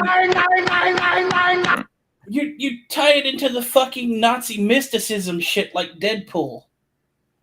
Right. So what the thinking is right now with a couple of what I saw from Dangerville and people on Reddit and IGN is that Godzilla, when you play Warzone in Call of Duty, you are threatened by an outside gas that you have to keep obviously going and going and going.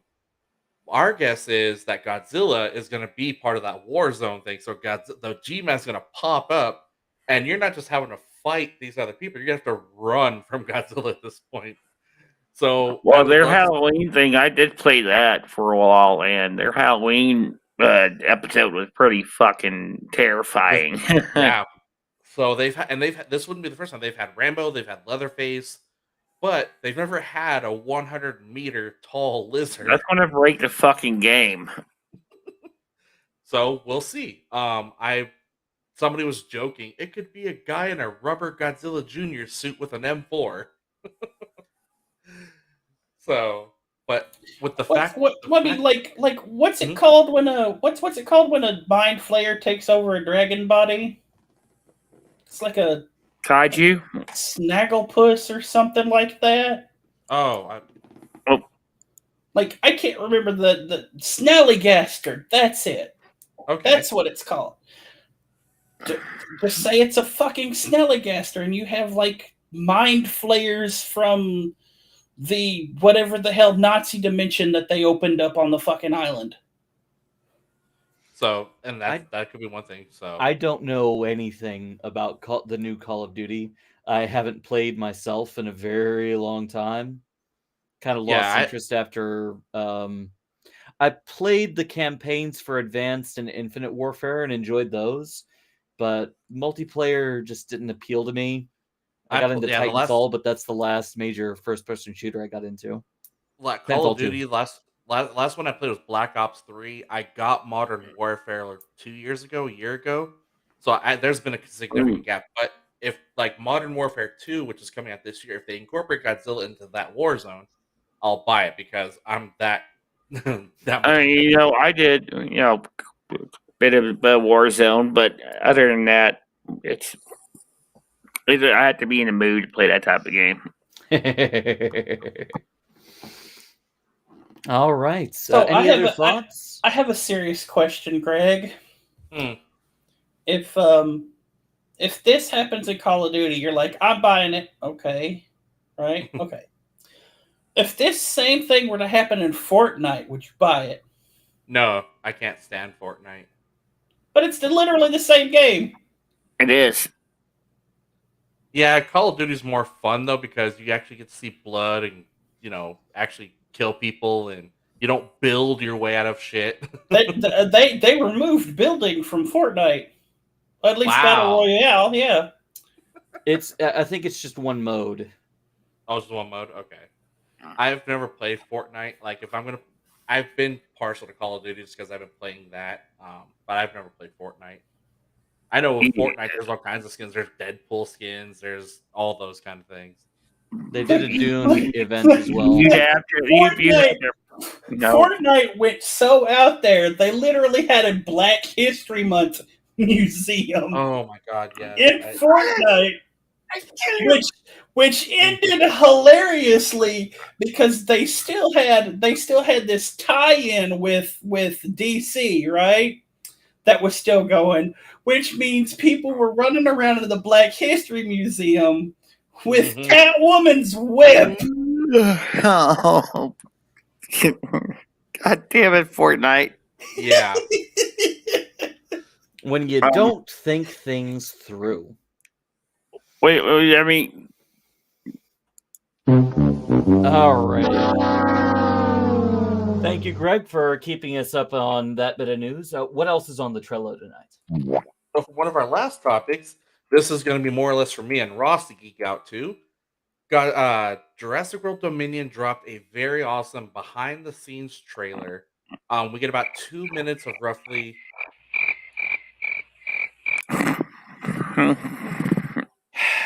I'm gonna feed him to our Velociraptor. We get about 2 minutes of behind the scenes. We get Chris Pratt gushing about how he gets to work with Sam Neill, Laura Dern, and Goldblum.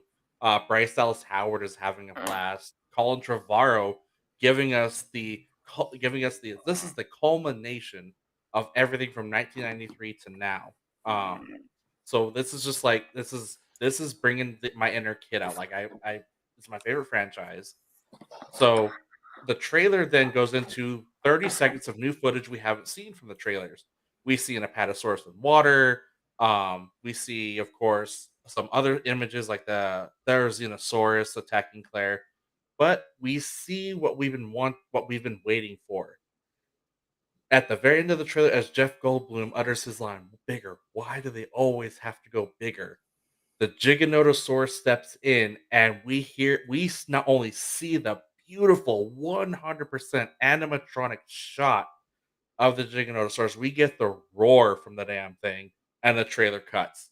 Holy shit! um, this was part of a campaign that they did with Empire Magazine, where there is a shot of the Giganotosaurus and Rexy meeting in the forest about to fight. Um, my inner kid is fucking squealing because the Giganotosaurus looks amazing. Rexy is going to wreck his world. But we do have Blue and Beta, and of course the new cute animal thing is going to be it's going to be Grogu. It's all about Beta. It's all about Blue's baby. Ross, did you get a chance to see the trailer? I have not yet. Okay. I'm still Um, partial to the battle chicken. Yeah, a Therizinosaurus battle chicken.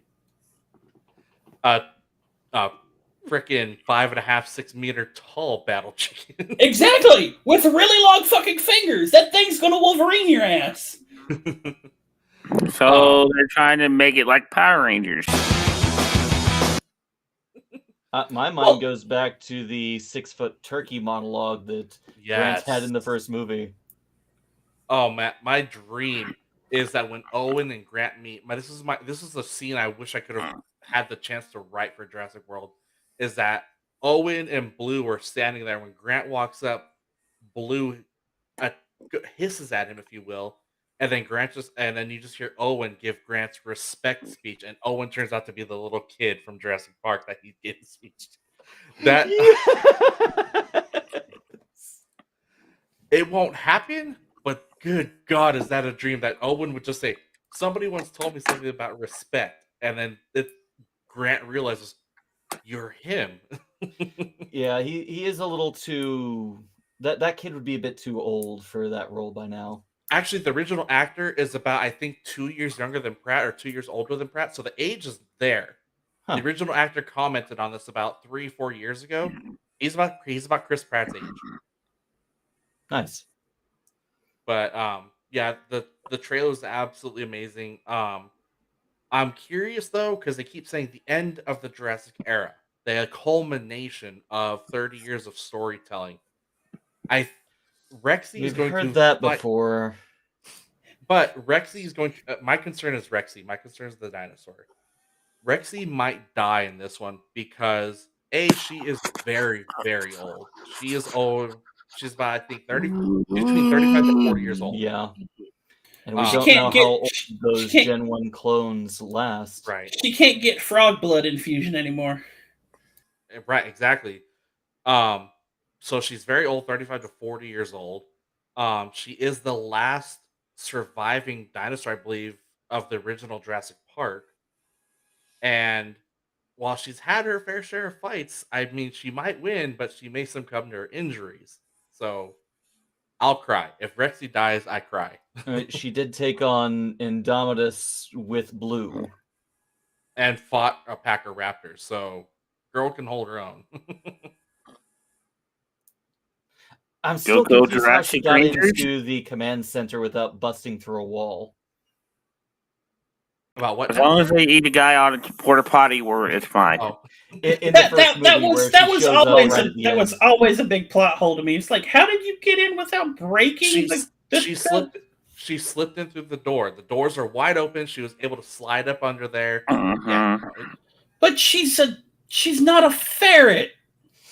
No, but the doors are large enough to where she could actually fit her body in. Her legs are bigger than those doors. Have you seen a chicken lay down? A T-Rex can lay down the same way and get on through there. You expect the T-Rex to waddle through those doors? 100% yes. It's like, well, I guess we expect him to waddle through. Never mind. Be nice. Be nice. Telltale did a follow-up to Jurassic Park with the Jurassic World video game. Yes, they did. And they went after the fucking canister that was a fucking Chekhov's gun that never got explained again. The main character is Sarah Harding's last husband before Malcolm, Dr. Harding, and his daughter, and they have an encounter with Rexy as it's coming out of the command center because they don't know what's in there. And there's also other shenanigans and experiments that they encounter as they're trying to escape the island. I don't know if the game is canon, but to my knowledge, it's not. To my knowledge, it's not. It is fun. Leia is now visualizing Rexy waddling like a chicken. But yeah, I know what game you're talking about, and yeah, that's the first scene is Rexy busting out of there. And you know what? We haven't had this podcast yet. Uh-oh.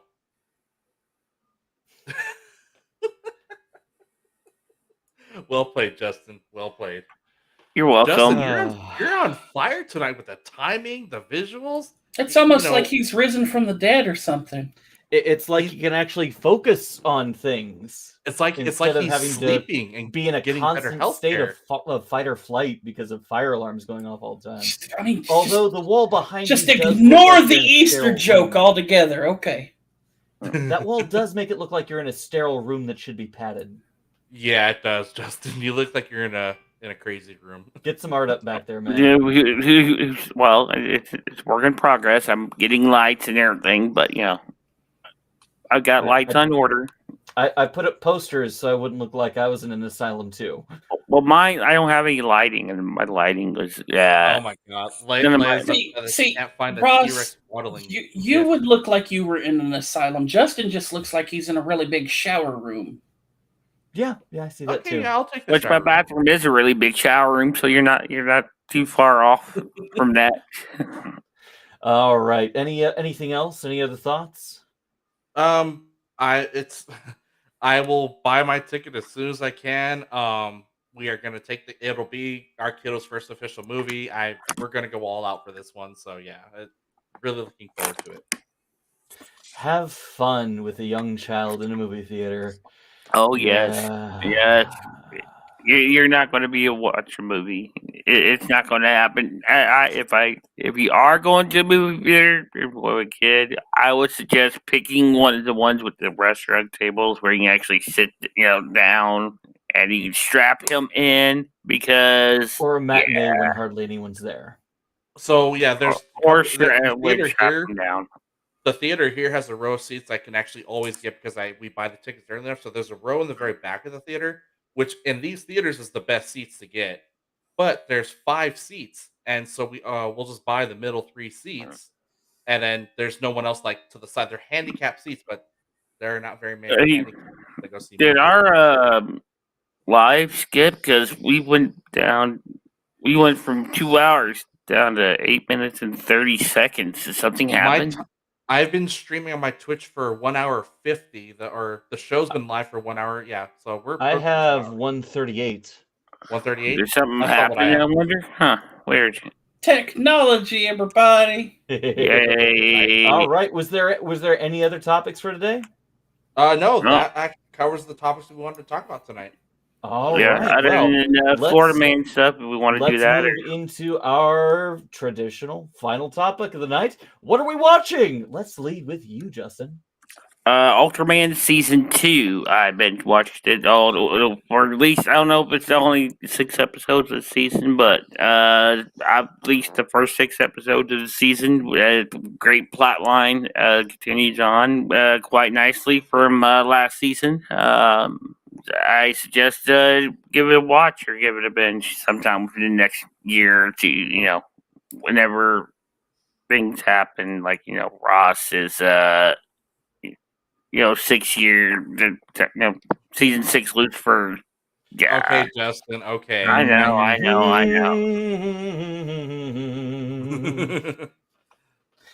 Son, Anything how else? about you? What have you been watching this week? So, Justin, Mhm. I just sent you an image in Discord. Do you mind sharing that with Well, I'm not in Discord, but give me just a minute to log into Discord. Do you mind sharing that with Greg right quick? Because I don't have any access to all the stuff. Oh, can we just hang on? Let me see. Can we share it into come on, Discord. Discord's having to update. There you go. You're online now. Yay! Yay! Yeah, I shut it off. What the hell is it? Copy image, and I'm just going to drop this in So, production chat. I watched this, and now I want Greg to see it. Are you this gonna put it on podcast or Facebook, Justin? Then you put on the share the screen. Yeah, Oh, I dear. wanted you to share the Oh, screen. dear. Yeah, just show Oh, the dear. audience too. Okay, hold on. Yeah, I want everybody to see this Oh dear. because I know Greg has an affinity for Pokemon. Yeah, so does Leia. This isn't a Oh God! Pokemon Smasher Pass, right? No, this isn't. It's completely clean. It's just, This isn't Smash or Pass. This is Pokemon Easter. Uh-oh. as soon as Justin can get it on the podcast, so Of Leia course. It's coming! It's coming! All right, Leia. Come on! Why is it not showing? Really? Oh. Really? Ross is just leaning back. I'm curious but terrified. What do you do? Oh. I know what I gotta do. Screen. I know how depraved you can get, son. Well, this is actually wholesome. So, And it's loading. There you go, Leia. Aww. they're little Eevee wabbits. Going to hell. I'm going So, to- so Leia, I'm pretty sure you'll want a bunch of those made. Yep. Mm-hmm. We actually have a friend who's 3D printing her all the evolutions. Well, now she's got to do it in bunny form. It's hilarious. My friend who made this for me, he will be 3D printing her Eevee army. Well, Oh, God. now she's going to want bunny Eevees. Yes. Bunny.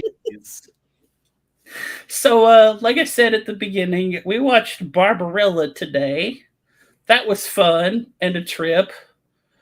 I mean, Always is. Well, and you if- gotta watch that movie. and if you're watching a mostly naked Jane Fonda throughout most of a movie, of course she would have a co-star actor character named Dill Doran.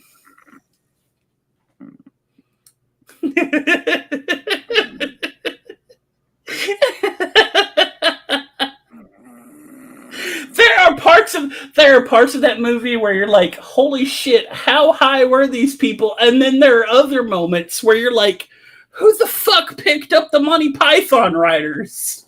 Because it literally just turns into a huge fucking Monty Python skit. It's it's just cheesy and horrible and amazing all at the same time. Like absolutely wonderful. Other than that, like this week, I believe it or not, I've been watching I know, shocking, right? I've been watching a bunch of food reviews. Food theories? Remember how no. Remember how like years ago Oreo had these like cakester things? Those are back now. Yeah, like they were like Oreo moon pie things. Mm-hmm. Yeah. And those are back now, but they also have the Nutty Buddy version of them. So I'm interested to try those. Other than that, let's see. What was oh right, that's right. Ross, you'll enjoy this.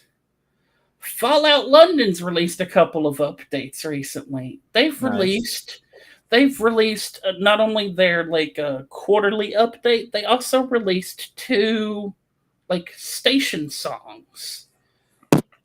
And one of them is about the London Eye, but it's in the style of a Bond theme. I absolutely love it. I love it. I love it to death. I can't stop listening to it. Nice. So, yeah, I will send you the link to that once the show's over. Alrighty. As for me, while the wife was in Louisiana, she had a little bit of time while she was on a plane coming back, one of the passengers next to her was watching something but didn't have headphones, so she was kind of being played out loud, and the wife eavesdropped on the whole thing and kind of got into it. And when she got home, she introduced me to a new show, The Bridgertons. Or Bridgerton. No, you didn't get sucked into that. Oh, you poor pathetic, sad man. So the wife and I. Wait a minute. You're watching that, but you can't finish out Lucifer season. Wait a minute.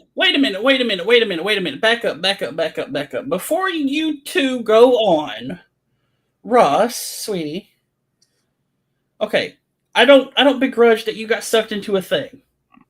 Make fun of these two because they watched it too. They had to go, oh, you got sucked into that. No. I know of it and did not watch it. Then you have no right to go. You got sucked into that. You haven't watched it. The trailer was enough to turn me off of it, so yeah. Yes, you can. It does feel a lot like a Emily Bronte, Pride and Prejudice, Scarlet Letter type of story. There's a lot of English nobility kind of drama where people are gossiping. There's secret pregnancies. Women are trying to get married off before they start showing that they're pregnant within enough time that they can blame it on the new guy. So wait. It's an English version of the Johnny Depp Sleepy Hollow. Oh. Sleepy Hollow. I actually never saw Sleepy Hollow. I was thinking of Dark Shadows. Yeah. Okay. But yeah, it's a period piece that definitely would fit in with Pride and Prejudice. I mean, it's a period piece anyway. There are so many pregnancies. The episode that got me kind of hooked was one where the main plot was about a noble and his betrothed who were petitioning to be married and were initially denied, but an impassioned plea about how they courted and they knew romance was not an option, but friendship bound them together greater than any formal courtship could have, won over the queen, and their marriage was approved. But the catch to that is that the the noble, the man, didn't want to have kids, and he told his betrothed that he could not give her children. But she wanted kids more than anything, but she also loved him and wanted to be with him, and took him to mean that he couldn't have kids. And because her mother was a stuck-up prude, she didn't tell her how kids are born, so she didn't bat an eye when he would pull out every time they had sex. Until she finally figured it out, and then she got pissed. Okay. Yeah. Did not need that visual. We did not need that visual. We did not need that visual. A lot. There was a exceptional amount of masculine booty being shown off. It's like seeing Bruce Willis in 12 Monkeys. I mean, Ross, we all saw Burn Gorman's ass, so I mean, come on. But yeah, it's that kind of drama, and it's well written. It's remarkably well done, and yeah, the wife and I are going to be stuck with it for a while. Oh dear. All right. So we doing Florida Man tonight? Yes, let's do Florida Man. Okay. Oh wait, I don't get to say what I've been watching? No. We know what you've been watching. Greg, what have you been watching this week? Of course, Halo, Moonknight, Picard. I've been rewatching show Madam Secretary of Leone. It's a political drama, but I enjoy it. You know, the funny thing is, Justin, that's literally the sound Celebi makes. You just had, oh dear. Look, no, I know. Look, That's not wrong. I'm not wrong. I'm not fucking wrong. I have sufficiently broken son. Or son broke you. Anyway, but for the Pacific Rim fans, Pacific Rim the Black Season 2 drops this Tuesday. So I'll never try to get to binge watch it. Yeah, I'm going to go ahead and actually... Well, Leia likes it, so I won't be able to binge watch all of it. Like, I have to wait for her. But it will be a series she and I will get seen fairly quickly. But yeah, very much looking forward to that because the first season was amazing. I appreciate the lore that going into a Pacific Rim. I'm still, fingers crossed, hoping Guillermo del Toro will return for a third one for a movie.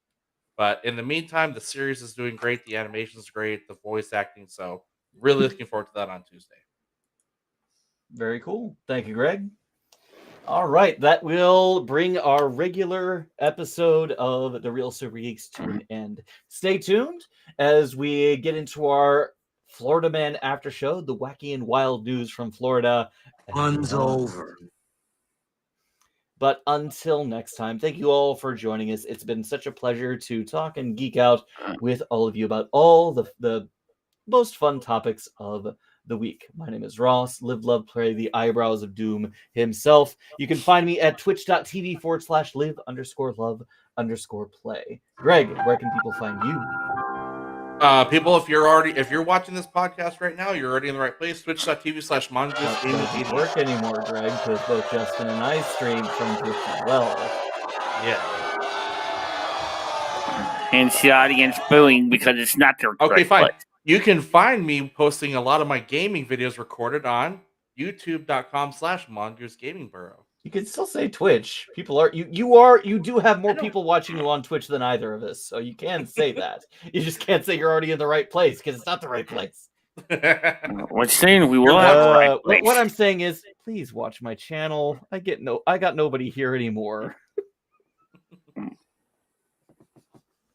I try really hard. Come on, people. What Ross doesn't know is I've been cheating on him tonight. Side boob to get people to come to your channels. That's what Greg does.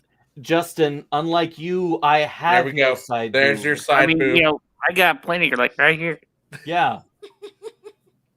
If I want to have side boob, I need to wear fake boobs. Well, go get a bra from Ray. I'm sure she has plenty. A bra doesn't make side boob. No, you just shove it full of 40K. Besides, she's tiny. I wouldn't fit into anything she has. Just shove some 40K figures in there. You'll be okay. Ow. Do you know how many spiky bits the 40K figure has? Plenty. Look at this thing. All right. Look at all the spiky bits. It'll help with your posture. Oh, Leia said not Madonna. Look, just get a couple of traffic cones, paint them, and take some pictures. And get the really long ones, not the short, stubby ones. Let's go ahead and get Sun to send us off, yeah? Son, where can people find you? You can find me over on my Twitch channel. I don't stream the show, but I've been cheating tonight on Ross. I've been cheating with Dayspring. It's like Dayspring is streaming playing Horizon Zero Dawn. Ross. Hey, I wanted to experience it for myself without the stress of streaming it. Besides, I didn't want to move my PS4 back downstairs. Okay. And But yeah, you can find me at my Twitch channel, twitch.tv/Sunseal. I play Stardew Valley, and I've been playing Windbound on Sundays, Stardew Valley, and Windbound's on Tuesdays. It's an interesting little, like, The Legend of Zelda, the Wind Waker kind of Dark Souls ripoff. I shit you not. This character that I'm playing in Windbound literally has the little hut animation to climb up shit like Link from the Wind Waker. oh my Shit you god! not. She even goes hut when she's climbing. Speaking of foot, yeah, okay, cool. Okay. Thank you guys so much once again. We'll have a wonderful weekend and a good beginning of your week. And until next time, remember to live, to love, and to play every day. Son. Remember, sweeties, the world is getting to be a dangerous and crazy place. You're loved and appreciated by just your being you. Especially if Elon Musk buys Twitter. Play us out, Justin.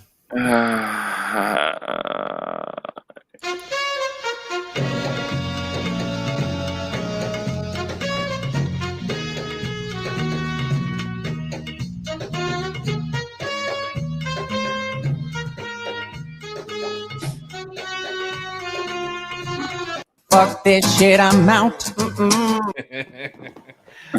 All So, right. Florida man. Florida man. Shirtless Florida man accused of breaking into restaurant to steal lava cake, cobbler, and ice cream. I sent that earlier. Yeah. Florida man. Oh wait. You don't have the voice thing Florida on. man. There you go. There we go. Yeah. Florida man impersonates police officer for discount at Wendy's. Florida man. There's been a lot of stolen valor incidents the past couple of years. Like an inordinate amount of larger stolen valor things. I see it. All right, guys. I'm going to take off for the night. So everybody have a good rest of your night. And if you do celebrate it, happy Easter. If not, have a good Sunday. Happy Night, Easter. Greg. Good night. The bald Hey. one out. It's a full moon this Easter, so you know what that means. Crazy lovemaking? Werewolf Jesus. Oh. Unless it's vampire Jesus. I I mean, after all, he did kind of drink his own blood. Put it on all night long and out with the womb.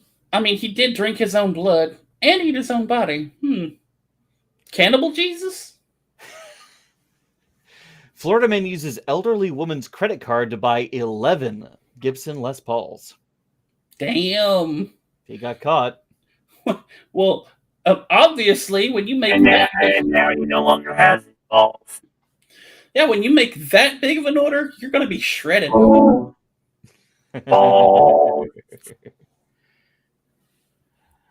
Oh, Florida woman used cat to batter girlfriend. Yeah, we mentioned that one last week. Yeah, no. Like, lesbian Florida woman uses their pet cat to beat her own girlfriend. That's one hell of a three-way of pussy, huh? Oh, come on, son.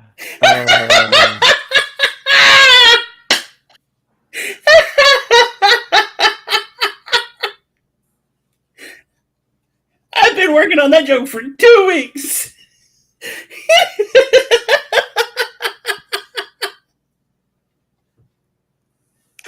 I'm done. Are you done, Justin? Did I break Justin? I'm done.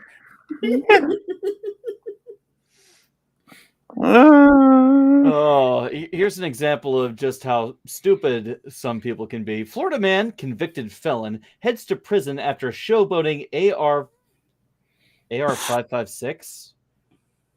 What the fuck? Somebody's not doing. Big 9 episode.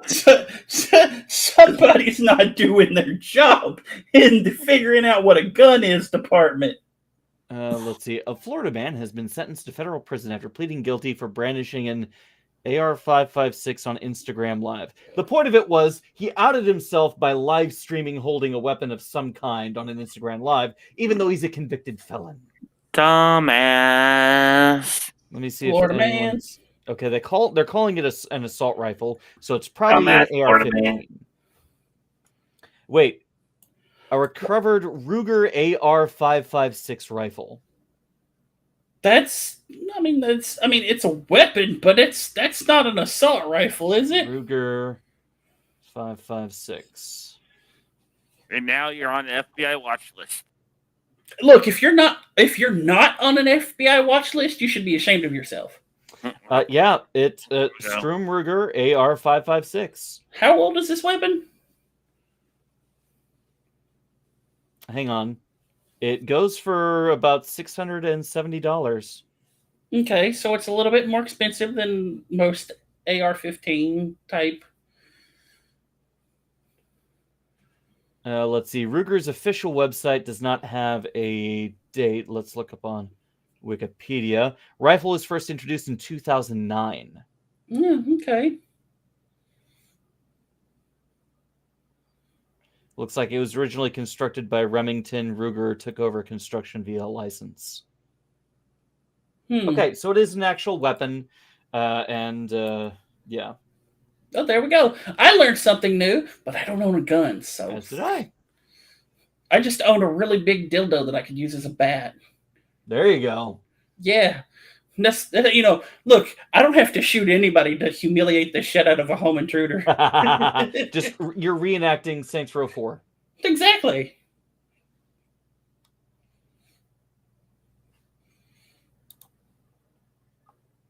Florida man fraudster caught with 28 stolen credit cards and truck after throwing out more.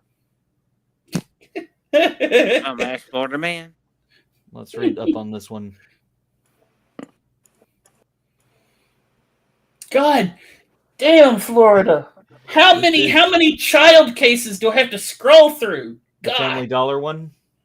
No, I'm like, there's child modeling. There's the teacher who literally had drugs in school. That's on that one.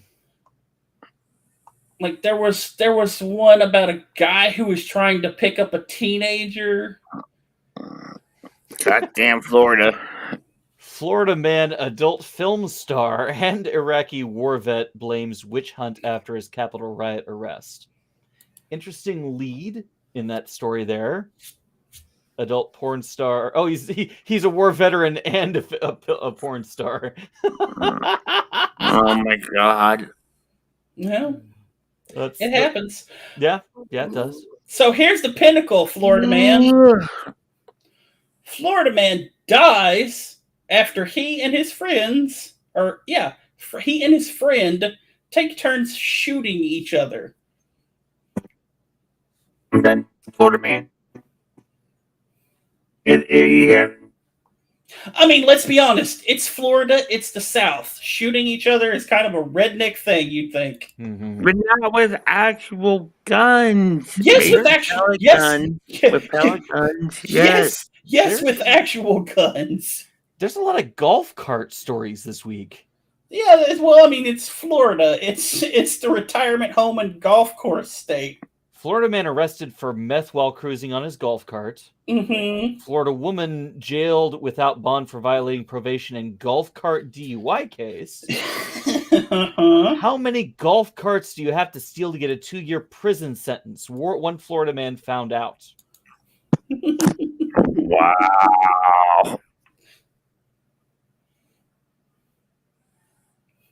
Wait! I got a better one. Let's hear it. So this is actually that story. He had to steal 63 golf carts across 7 states. 7 states.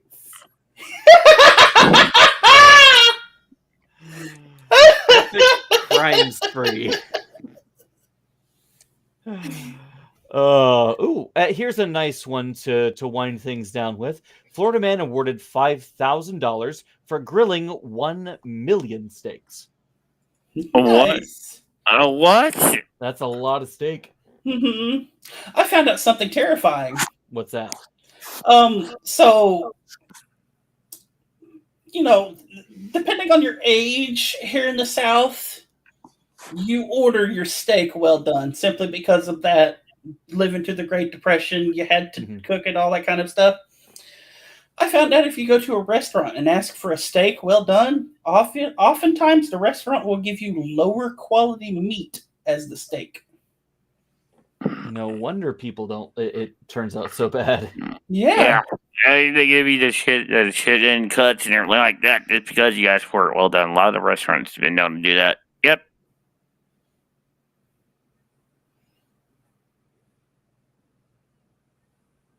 Hello. You're still here. We're looking for more stories. Yeah, I'm trying to scroll past all the child molestation. Thank you. Yeah, please. Florida man arrested after allegedly punching and breaking McDonald's sign. Okay. Well, that's weird. Let me show you this guy's mugshot. Did they? You definitely see this guy doing it.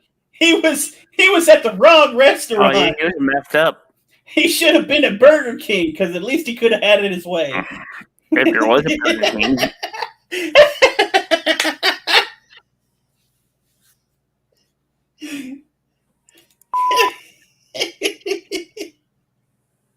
Oh, Ross is going to have to read that one. Florida woman opens new amusement park in laundry room. Are you fucking kidding me? I'm not touching that link. Not at all. As soon as I find it. Ooh. Florida man helping transport refugees out of Ukraine and supplies into the war-torn country. Mm-hmm. Welcome to Quickie Mart. Would you like to try a squishy today? Okay, here it is. Welcome to Cheaty Walk. All right, this is from Fox 13 in Tampa Bay. A Lake County woman has been arrested after the sheriff's office says she put a child she was caring for in a dryer and spun him around inside. Oh my God. 35 of Eustis is facing an aggravated child abuse charge. According to the arrest affidavit on February 1st, the 4-year-old child was brought to UF Health Leesburg Hospital, where the boy reportedly stated that Miss Amber put him in the dryer with towels and he spun him around. During an interview with the victim on February 7th, the boy told investigators that Chapman put him in a dryer, closed the door, and he went round and round. According to the arrest affidavit, Chapman then reportedly opened the door, closed it, and spun the boy again. While being examined for injuries at the Children's Advocacy Center, the medical staff stated that the boy had several bruises on his face, back, and ears.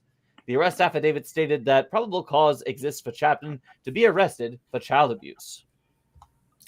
I'd imagine so.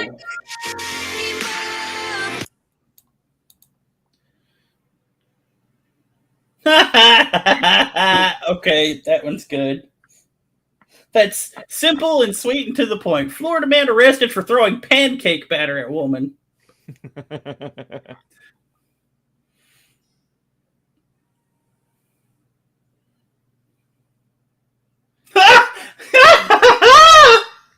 I have a feeling you just found the same one I did.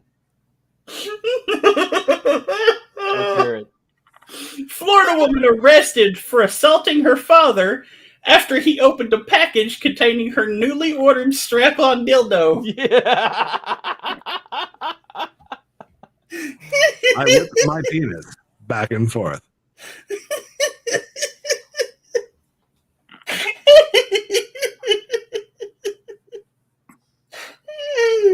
Florida man arrested after dining on spaghetti with his bare hands, asking the employee what kind of genitals he had.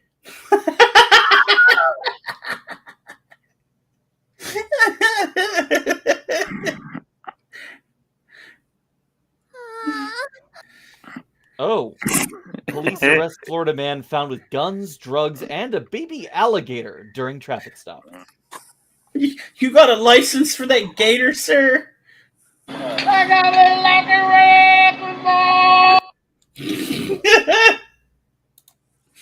a Justin's not going to let that one go. Nope. Two Florida men fishing expedition arrested after bomb squad disarms explosive in their vehicle. Wow. Florida man, cybersecurity analyst, steals nearly $600,000 in cryptocurrency from client. But hey, crypto is the future. It's over 9,000! That's true. It is over 9,000.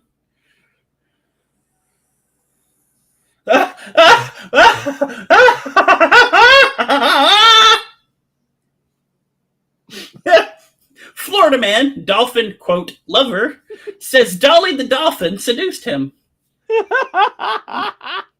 No, see, here's the thing. He's not fucking wrong. He's not. In no way is he wrong. Dolphins have been studied and show seduction behavior. Mm-hmm.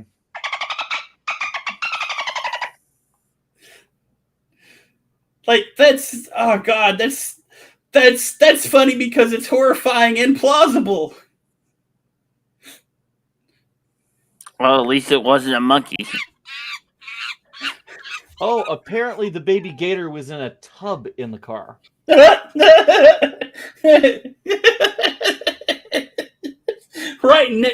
right next to the potato salad. Stupid criminal one. Florida woman arrested with stolen credit card to make stolen purchases uses her own rewards card during fraud. I was reading that one, yeah.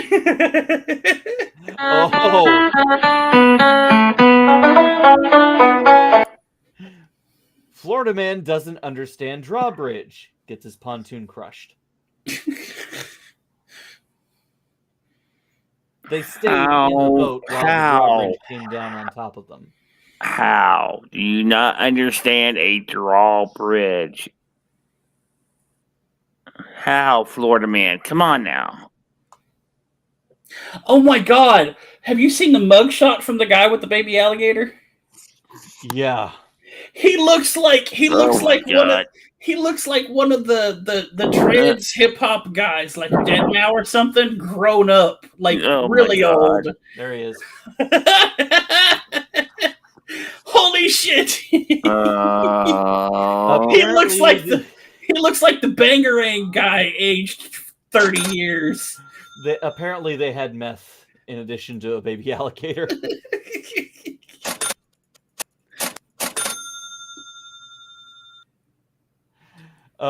Florida man's Putin made me do it excuse for speeding doesn't work on traffic cop. Yeah, but it works for just about everything else if you're the media. Da-da-da-da-da-da. That's our son.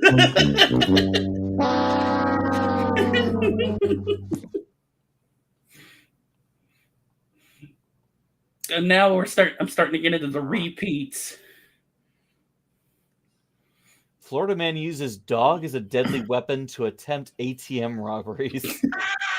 Hey, okay, I've seen this one. He's literally like dragging a pit bull by the neck when he's going up to these ATMs. It's like, holy shit. First of all, dude, you're holding a pit bull by the neck.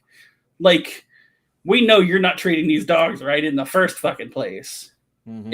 It's a pit bull, sure, but like it's shit like that makes pit bulls those kinds of stereotypes. Mm-hmm. Oh. This is a good final one for me. Florida woman says she can't make jury duty in Parkland shooting case because of her sugar daddy. I see him every day. And she was actually let off the jury.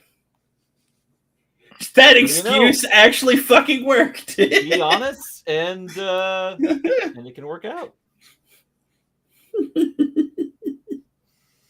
All right, that will do it for me tonight. How about Sonny? You got a final one to leave us off on?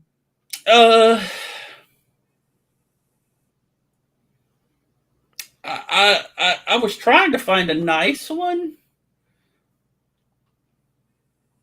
I mean, I guess it's nice that the guy survived. Oh boy. Florida man wakes up to tornado, finds home destroyed besides his bedroom. Like, the rest of his house is fucking gone. Bedroom, okay. Well, if that doesn't make you believe in God, if that doesn't make you believe in God, nothing will. There you go. All right. Thank you guys so much for hanging out with us through our podcast post show Florida Man, the wacky and wild Post-show stories Florida from Man. Florida and beyond. Have a good night. And we'll see you again next week. Have fun storming the castle.